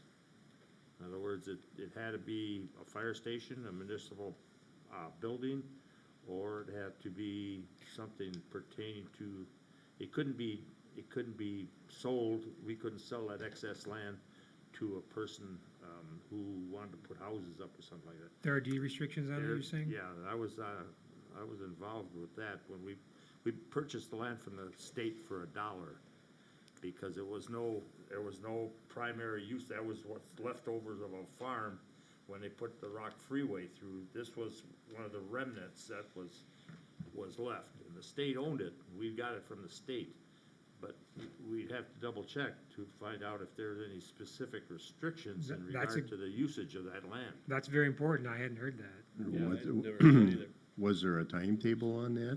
Was there a timetable on that for so many years? That's something that have to be looked into, but I know there was Before specific computers, so restrictions record. on the property. And you'd have to double check that before you wanna head further in trying to make this the property that you wanna use. Absolutely. That's why we got it so cheap, nobody, the state didn't want it, you know. So if that one's not possible, then it sounds like we'd have to go further You have to, up yeah. national. You either have to go west or east I on didn't- National. I don't wanna throw a wet blanket on it, but I don't want you to proceed without, No, that's no, good. without, you know, just get all hopped up and then find out you can't use the piece of property, you know. Right. Mm-hmm. You don't It- remember what year that was, do you? I can't remember that far away. It had to be prior to 1980. Yeah, it had to be in the, Karen's on the Yeah. registered deeds right now. It would have been in the, Back in the 70s, Yeah. yeah. Moved down to 78, so I don't. Let's see, maybe I'm in trying the to late think. 60s. I was on the fire department in 1980. Could have been the early 80s, because the fire station wasn't there in the early 80s. It was built about 84, 85, somewhere around there. 1990, so it. the fire station Yeah. was 1990. So the land was acquired prior to that, at some point. I know we went through we had to sign all sorts of papers to get the property. The state doesn't give up nothing without guarantees. Well, things can be amended from the state also. Hmm? You can get amendments from the state also. Yeah, oh, yeah. Yep. That might be the way to go, is try, if the land's not available, try and see if the state would be agreeable to make an amendment to bypass the restrictions. So that's 30 years now, approximately 30. Yeah, yep. Has there been anyone interested in any of these parcels being contemplated? Yeah, which other ones are? Oh, development interest in them, you're saying? Well, certainly not the fire station property. You can see most of the other parcels on National Avenue are either developed for, like, Enterprise Drive as a business park use, or they're primarily used now for single-family uses, and so they're not really marketed as development parcels yet. I don't know of any interest. I haven't met with anybody on any of these properties. Karen, do you know if there's been any interest? Yeah, we get calls, Get calls on some of them? yeah, but, you know, the biggest factor is when they find out there's no sewer and water in the area, that's the big, Right. So That's the big- That's the test, right? that's the big What for? flush. That's why we're, That was Racine Okay. County. that's why we're looking at Yeah. it, because, you know, there's calls, but they're not serious, well, there's no sewer yet, so. That's a huge thing. Would we have to have some type of an agreement with Big Bend to connect to their sewers? Well, yeah, I think so eventually, you just can't Well, do it. I mean, in order to establish this district, I don't, Well, the district just needs to say that it's not gonna develop without the sewer. We'd have to work to connect into the sewer. okay, we don't need that up front here then, per Right, se. we don't huh? need, I mean, you're gonna somewhat need it up front, you know, in order to implement other projects to get them. But yeah, I mean, you don't have to In- do it right away. Well, in yeah, addition you to don't it, have to, But you don't you have to have have it a to time create clock, it, but to do you a know? project, yeah, yes, we'll have to do it. You know, and you got, I mean, you're on a 20-year time frame, which Right. seems like a lot, but, you know, it can go pretty fast once, because. the development problem comes in is, and- yeah, the problem is we have to go over their property to do that, don't we? Their sanitary extend the district would sewer. have to agree, we'd have to have a contract Yeah, to buy capacity from them. And to get the pipe over, right? And I think the opportunity. But they would be looking to sewer this whole, if you look at the interchange going going west from 164, they would be looking to sewer all of that on development. I think the opportunity for that now is better. It's better than it has been. That's one of the reasons why we're looking at this too, is there's a multi-pronged approach here. I would like to be able to compete with theirs and keep people in the town of Vernon as well. And they need financial help to get their sewer off the ground.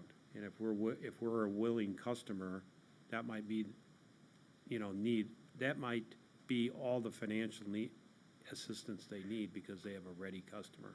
That and paying for some of the sewer line up Sure. on 64. And that sewer line cost could be part of the Part of TIF TIF, cost. right. Yep, Right. Absolutely. And with because this increment isn't gonna occur. To me, it all goes hand in hand. Is the development gonna occur but for the TIF? No, because people want the sewer. Exactly. Well, how do you get the sewer? You have to create the TIF. And then, well, how do you pay for the sewer? I don't wanna pay for that, the residents don't wanna pay for that, but the businesses in the TIF will. In lieu of, their taxes are gonna go pay for it. Yeah, there probably is gonna be an upfront cost. But there will be an upfront cost. Typically, it's borrowed, unless you can convince somebody on a pay-go. And then once you do get the infrastructure, then it's working very Then- hard to bring in development so you can pay for Right. those costs. And we have the borrowing capacity to do it, and that borrowing would be charged to the TIF. Again, not to the general taxpayers, but to the TIF district, to pay back all the principal and all the interest. That's the goal. And we have the capacity. We have, You do have the capacity to do Right. so. So municipalities can borrow up to 5% of your valuation. We just talked about $1 billion valuation, so you got plenty of ability to borrow. Obviously, you don't wanna go nuts with that, but, you will be fine if, there is some upfront costs.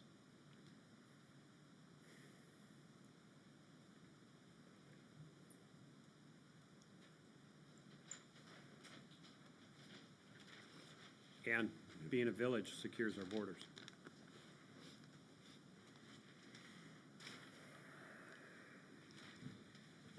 So I know a lot to think about. Well, I But think there kind was of some good looking towards stuff. you too, to see what you suggest would be the best route to go, because I think there's more opportunity up here. So east, Yeah. in between, I know it's in gonna be between a what I call larger the upfront corridor. cost, but Yeah. This is just gonna be minimal, the potential developments that could potentially happen. If this happens, and you actually get some development, some good development in there, could create that domino effect you're looking for. And then, if that is successful, this should be an easy one to get development in and go that route later on. I feel like that would be a good reserve to say, yeah, this is now filled up, we've got development route there. You can point developers to say, hey, here's the next space that we're looking at doing, and that'll be easy, and you'll have developers lined up. That would be the best case scenario. And further east up the road is New Berlin, and I know they're planning that area for business. It's the old Johnson Sand and Gravel and that area there. When you cross if you drive east on ES towards into New Berlin, that's their next business district they're looking at. They built out, the city of New Berlin has built out Moreland Road. If you drove through, they're looking at County Y, which is the next interchange, Racine Avenue on the New Berlin side, and that, extends all the way to the town of Vernon. Crowbar Road, right.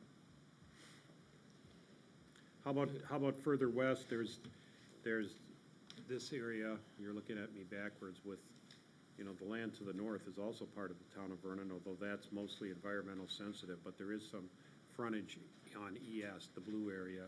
It's zoned recreational, there's a gun club there, but. Justin, he's over on this other Yeah. red area to the left. Yeah, there you go. Over here. Yeah. Yeah. So you're Any talking thoughts about that? right on the corner of Evergreen and National Avenue would be a good spot to put up. McDonald's, huh? Well, I was thinking maybe, or senior housing or something like that. Senior, It's already there. it's already there.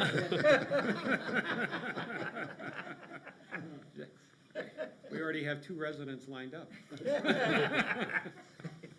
mean, I think that it's got some potential there as well. Yeah. I do.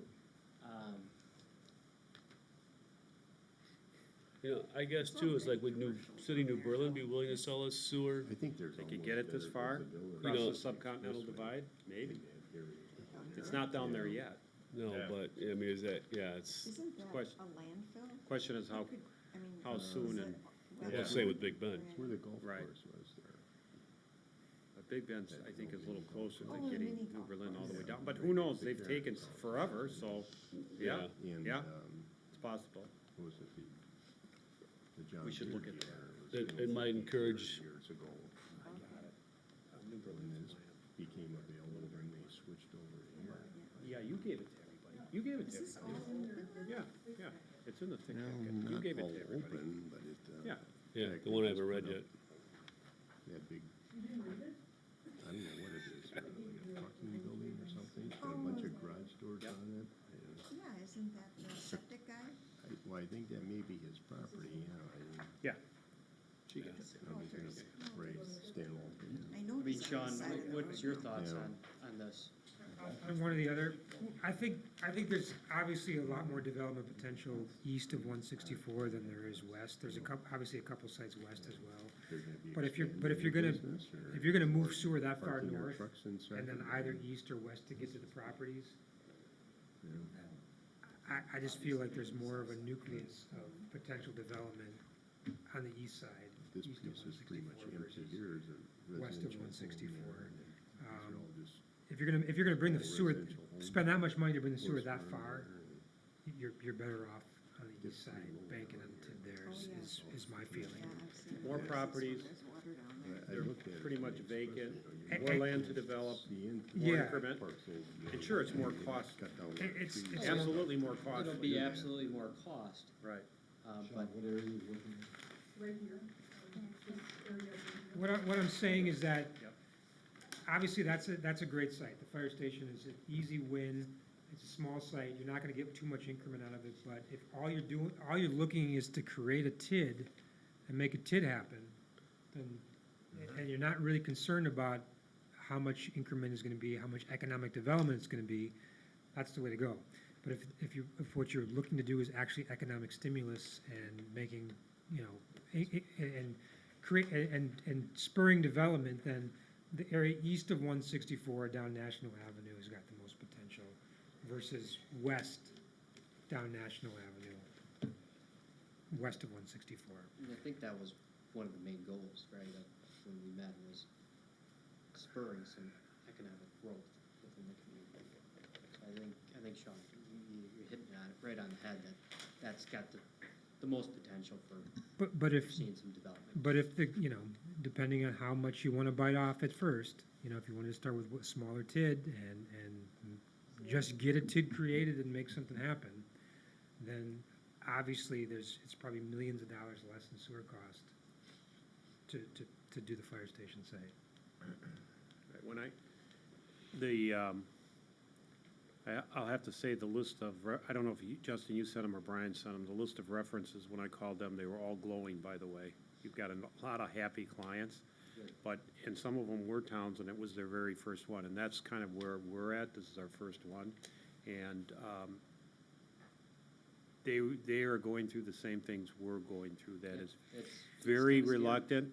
But then some of your other ones, that they were on TID 2 or TID 3, and they were like, this is fantastic. Everything worked out in the first one, and, they were comfortable with it, and they were off for the second one, or the third one, so. I'd also like to speak to Jeff's point one more time, and that, the TID up on National Avenue, far away from the end of the sewer line right now, if there was an agreement with the village, we knew that it's gonna happen, we're locked in place, there's a cost-sharing agreement, there's a user agreement, and we knew that sewer is gonna get up there within 5 years, for instance. that might be an easier sell if that can get hammered out soon to feel good about a TID up there.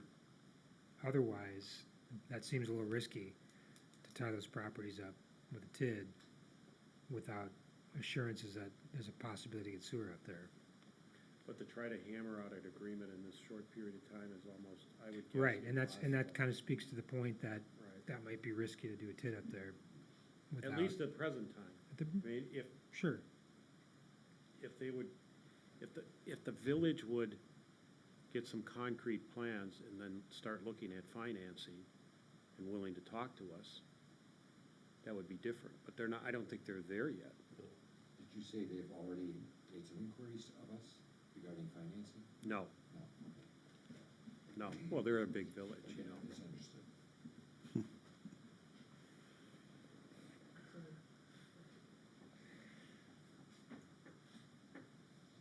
we Yeah, can, 'cause we we can, only need one TID district to get To Gilmer get going, Village. right, right. And I was That's thinking the fire station's the least risky. Or Can, controversial. can we promote that, fire department property without having someplace to put a new one, or Yeah. how can we sell it, if somebody's interested in it, but, we can promote the land that isn't fire department now, once the TID gets created, and if that gets off the ground and that goes, and it starts to make money on increment, then you could look, or someone's interested in the fire department, then you could, make that go. But you could start with the portion of the land that isn't used for fire department, see how it goes, and then either develop the fire department property or not. yeah. Seems like the most logical. Ideal location. It's not a huge project, but it's what we need at this time, I think, to Yeah. Better check deed restrictions tomorrow morning. Yeah, that would be a big, Yeah, absolutely. Make sure there aren't any restrictions on use. I think that'd be a good first choice, and if that doesn't go through, then we gotta take the risk and go Go east. Right. Karen, I think at one of the last meetings, you talked about that property north of Skyline, that town realty was interested in, or is east of 164 and north of Skyline, is that We have the northernmost red, right? shaded red property. Well, across the highway from that, yeah. Are they Right. still promoting that, or they're not interested in that anymore? I don't, In the town's property? No. no, in the village, Yeah, they still have ownership of that. okay. But they also own the property down here that they're proposing, is that? They own, town really owns most of this. Right They own behind the that park and now. ride. That's where they're talking about developing first. Yeah, Right. Okay, almost all, this is private, this is, individual, but right. most of this is town related. It could take quite a few years for them to get up to north of Skyline and to develop that, or, Yeah, I don't know if the village has even studied water. yeah. They've got a sewer study done, but.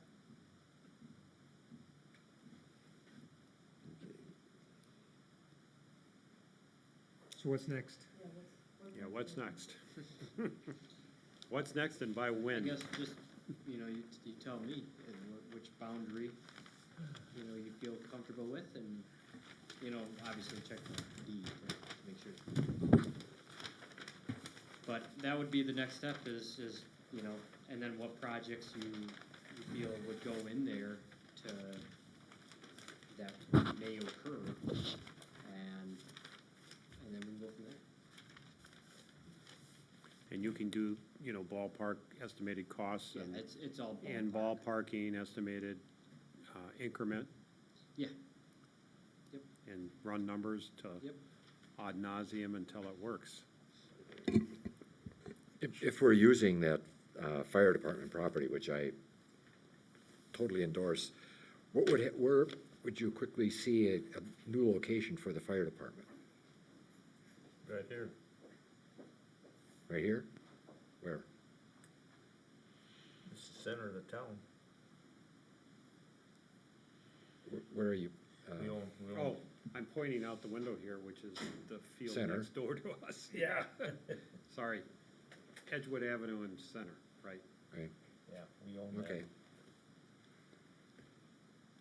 Is That's a it- good plan. There goes the Then soccer have an field. alternative. Yep. Yeah, there goes some. If you go east, is there any chance New Berlin or Muskego would give us sewer if we needed it within 20 years? Muskego is a hard time getting it down because of the subcontinental divide. Further south, you can get it out of Waterford or Michigan, perhaps. So then you're further south, it's not even on this map, further south, all the way south to 164, past this interchange, probably, I can't see the map, I was gonna tell you how many miles that would be. What, 4 or 5 no, 6 miles south, we go all the way to Racine County line. And there's a sewer district, it's sewered already there. The sewer is already on the corner of County Line Road and 164. I'm pretty sure that school is part of the sewer, Washington? yeah.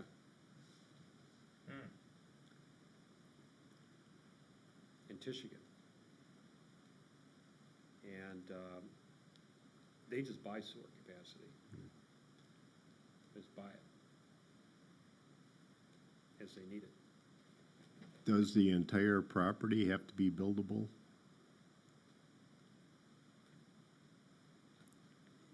No, it does not No. have to be. I mean, I was just wondering if we have a description of that wetland area on the fire department property?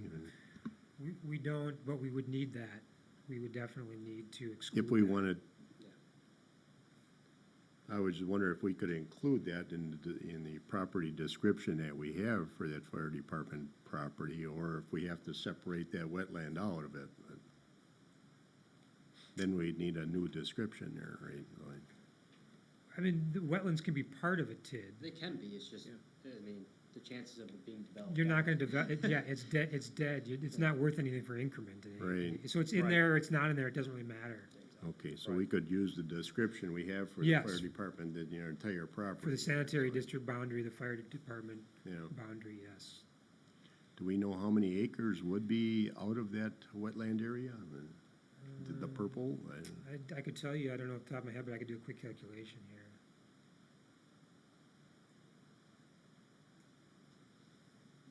It's not a So ton. what type of development would you like to happen right there?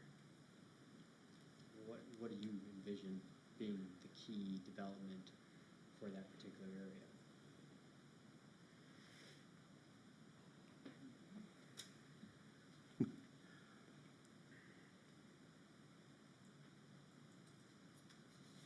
Everybody likes office buildings, but they're hard to get. Right? Yeah, I mean. They're clean, you got no traffic issues because it's right on the interchange and it's not industrial, so there's no industrial noise or pollution or whatever. But they're hard to get. Right, but it's a potentially good spot for something like that. Someone It that, is, an office 'cause building it's that's right looking off for the- great access, Right. in Waukesha County. Right, we just don't have enough there to put in a big industrial park. That's the problem. Right. You know, as, you know, as New Berlin did off of Moreland Road.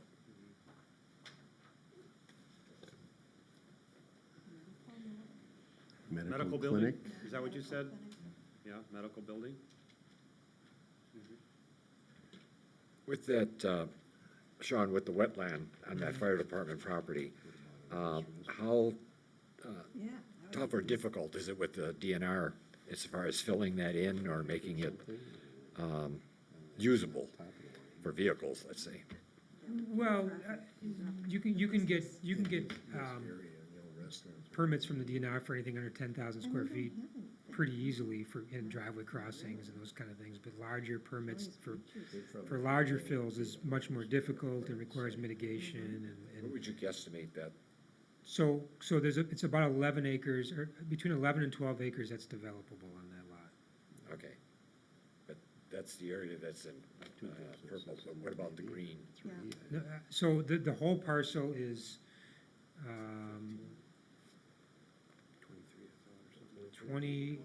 The whole parcel's about 20 acres or so. The wetland. Just over half. So fire department. it'd be tough. It's all environmental corridor, it's all wet. Yeah. To be able to develop that whole thing is gonna be challenging. Okay. Could part of it be used for stormwater runoff? How's that work with environmental corridor?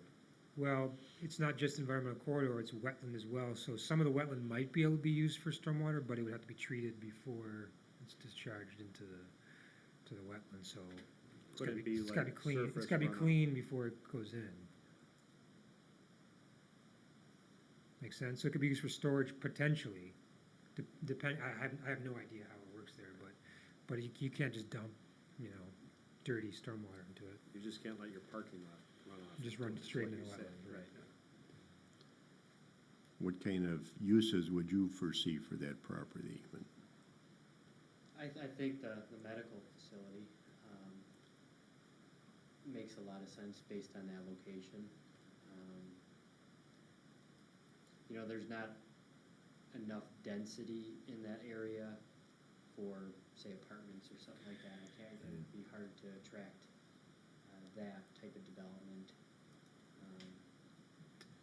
But maybe, you have some residential, it looks like, down over here. Correct, right. So, the nursing facility may make sense. But I really like the idea of the medical. But it's also a quadrant on the interchange, right? It could be anything you want it to be. That property is served by sewer at the corner of an interchange, could be anything you can imagine that would go on an interchange corner. It could be a gas station, it could be, You probably will get a gas station. Dan said restaurant. An Go for that. upscale, Upscale could be restaurant. a restaurant or a couple different restaurants that could go What's there. upscale, Dan? Denny's? Yeah, what do you no, a consider? little bit better than that, but maybe something like an Outback or something, or. Yeah, absolutely. I don't know, Applebee's. Applebee's, well, they've got one in Moreland, but. You think of a lot of almost like the strip mall type things where you got, a couple restaurants and, shops and That could be a that type of stuff possibility right too there. there, yeah. pair it with the gas station and, kind of that whole thing. Yeah. Look at the intersection off of 83 and 94. Something like that. They get all kinds of stuff, right? Use, Strip mall, Target there and all these little shops and gas stations, food. Any kind of business that does a lot of traffic, Yeah. that comes in and out of there, whether they're eating or stopping for gas or convenience items, anything that generates a lot of traffic is appropriate use for that site. It'd be interesting to see who comes knocking. But that's also the one thing I do want to bring up is, once this is created, you gotta let the world know that this is out there. You have to let who know? The world. The world. So it would be putting it, I would suggest, putting something on your website to say, land available or, development opportunities or something to promote that. Because most developers these days, a lot of them will call. Most of them will just go to your website and say, do a quick search. Do they have anything available? And if you can easily point them to a direction to say, here's our space, they may be more inclined to call you versus. Also, Waukesha County would help promote it as well. There's always people that approach them for commercial locations and what do they know, and so if they knew that was out there, they would be, Yeah. more than happy to direct people. So it's also marketing, the space.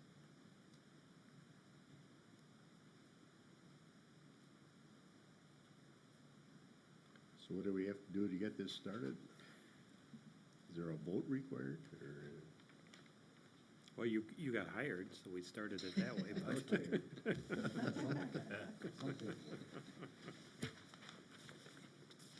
Well, I guess the first, see if we can do that on that property. Right. And then if we can't, We gotta look there, or do we talk to them down 40, talk them the other way. I guess we should see if they're receptive down, I mean, they might say, no, we're not crossing county line, who knows? Oh, down there. Yeah, Down south, you mean? yeah. Yeah, I've thought about that. If we can get the sewer to come across the county line. I don't see why not. I don't think there's any Lake Michigan issues down there. You know, where there's subcontinental divide. No, but we would have to talk about land uses down there, and Right, and we haven't- and what's appropriate down there, because we don't Right. have anything like commercial or industrial plan down there. So we'd have to make sure it's appropriate. Right. We haven't really studied that, but We we haven't can studied, certainly we haven't look at studied that. that, but we could look at it. Right. It's a major highway. It is. Oh, yeah. And a lot of that land has high groundwater too, where you need the sewer to develop it. Right, and you wouldn't want to put basements in it. You couldn't put basements there. No, No. No, it's on a highway, a big highway, a lot of traffic. So, yeah, we haven't looked at that area, but we certainly could But look we at could. it as part of this, and if it I makes guess sense. it just depends where we can get sewer from and who's willing to. Gary, that fire department property, was any of that filled, do you know? No, No? I don't believe it was, Dan.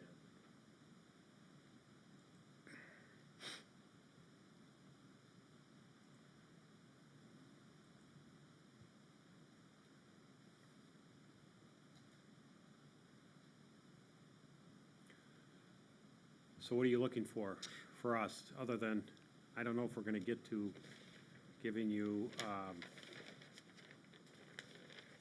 you know, TID boundaries tonight.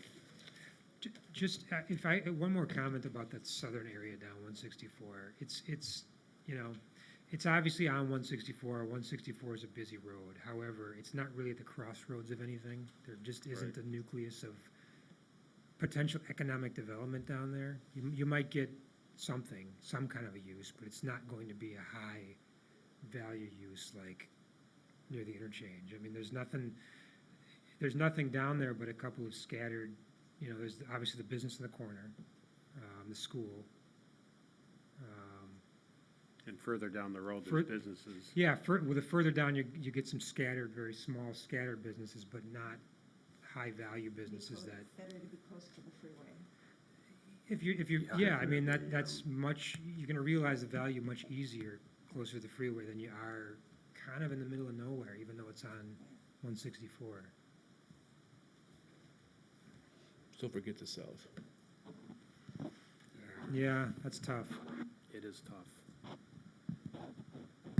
The corridor, though, east between ES and I-43, that's, Gonna grow first. yep. Always does. Always does. Just the economics does it, pushes it. It's the transportation. Yeah, I mean, I guess next steps would be to, you know, look into some of those things we talked about tonight, and then ultimately determine the spot. And then, once that spot is determined, what projects you want, you envision potentially implementing in there. So, That's what I'll need. so if we'd work at sort of at the staff level over the next few weeks and, Mhm. you know, pick a site that we think, is that something we want to bring back then to the plan commission next month? Sort of in draft form? Would you draft the project plan by next month? Is that something that you'd envision? Or do we want to get more feedback on the site before We're off the time. it goes further? Well, it's good, so the way this typically works is once we have the boundary and I just get some general projects from, you know, typically someone at the town, then we can update the project plan and have it in pretty good draft form. I mean, it doesn't have to be basically finalized, you know, basically for a month. Right, but I guess if we pick a site now and you put in the project plan, and you start working on it, run the numbers, and then we change gears, and go to a different site, how much of a hassle, how much of a waste of money is that? Or is that something easy to sort of re-gear and re-put some properties in and just change some numbers? Is that, It's really not is that big of a reasonable to deal. do? Not that big of a deal. Okay, so if we went down a path that next month brought it back to the plan commission, and we said, no, that's not the site, and we change our mind. Yeah, I mean, it wouldn't be that big of a deal. Well, I think, our first choice fire station, if we can't do that one, then the second choice is going east on National there, and Yep, and then over the next few weeks, I'll work with, the town to figure out what projects, what the sewer cost may potentially look like, and any other infrastructure costs that may need to be implemented in that particular property. And then what developments, potentially may go in there and what those values potentially could look like. Again, that's all hypothetical. I don't know what the value of a strip mall or, something like that could be. It's gonna just be, a guesstimate. now, with sewers, there always water in conjunction with it?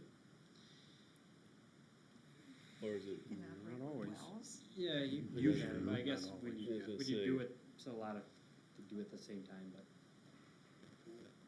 You're not gonna get, no offense, you're not gonna get good development on a well Yeah. and a septic. No, I mean, sorry. That's true, though. Yeah, usually Sewer. Yeah, I'm talking And on sewer. sewer and water. That's why Right. the development's not for golf course.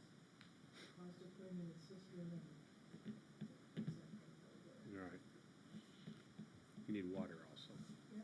Oh, yeah, for residential, you're gonna need water also. Well, that Right. was a manufacturing. Or a manufacturing plant needs, it depends on the type of manufacturing, but they need water Yeah. typically, You a gotta lot of water. Consistently try to think of, if I'm a Right. developer, what would I need? If I'm Right. gonna put in a ton of money into a community.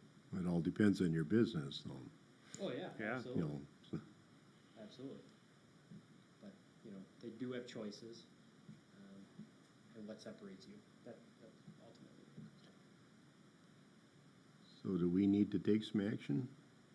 Establishing the fire department as our number one priority, or Right, Or, I think it's just by consensus. right, do you need Yeah, to actually? just yeah. consensus would be. And Justin, just so you know, our next regular town board meeting is Week from next tomorrow. week, October 17th.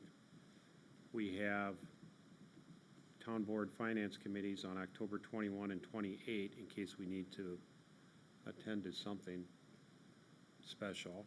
And also, October 24th, we have what we call a staff meeting, which is town board meeting. We usually don't have any regular business, it's just informational. And it's during the day. October 24th, we meet with staff, which would be the planner, the building inspector, the town lawyer, and so on. And it's a great time because the town's attorney's here and Sean's here. I mean, we can get everybody, we can get the same group here.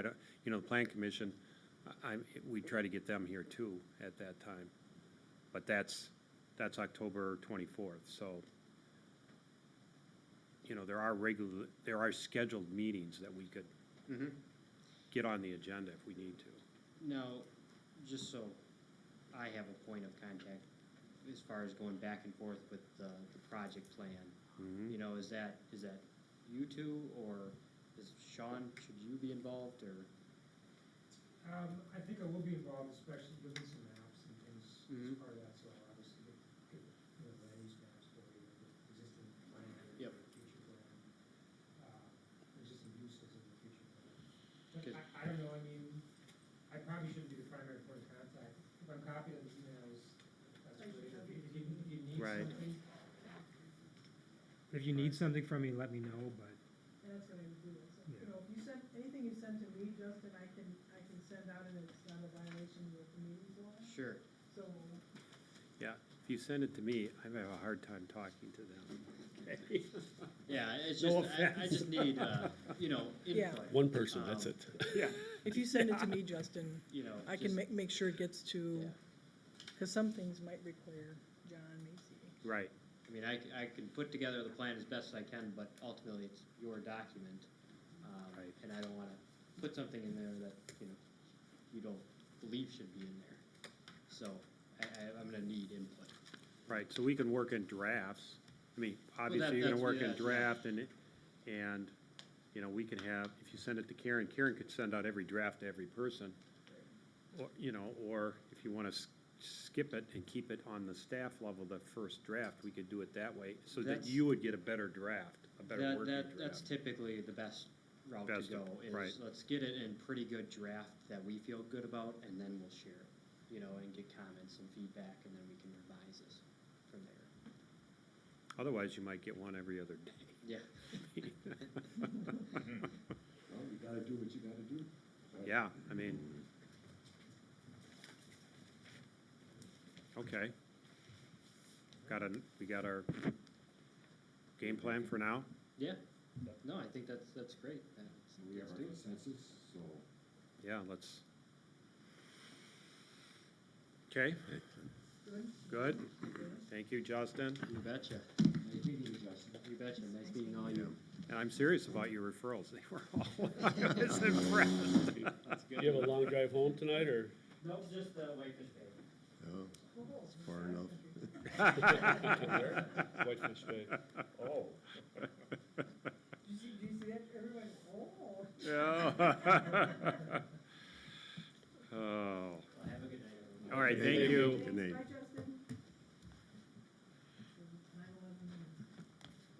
September 11th minutes.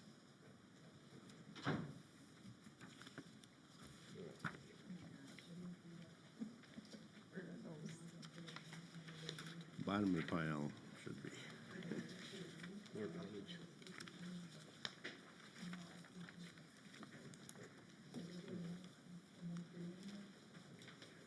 So this would be Plan Commission. Plan commission only, yeah. This is Plan Commission. So I will make a motion that we adopt the minutes as Approve the submitted minutes as, for September 11th. is there a second? And I'll second that. Any discussion? Any change? No, Sean, okay, no further discussion, this is Plan Commission, all in favor? Aye. Motion carries unanimous. Make a motion to adjourn? We can do Plan Commission first. Yeah. Who's adjourning first? Supervisor, Commissioner. Plan Commission. Plan Commission, is there a second from the Plan Commission? Second. Any discussion? All in favor, Plan Commission? Aye. Town Board? Make a motion, go ahead. I'll make a motion to town board to adjourn. Is there a second? Second. Any discussion? All in favor? Aye. Motion carries unanimously. Plan Commission adjourned, Town Board adjourned.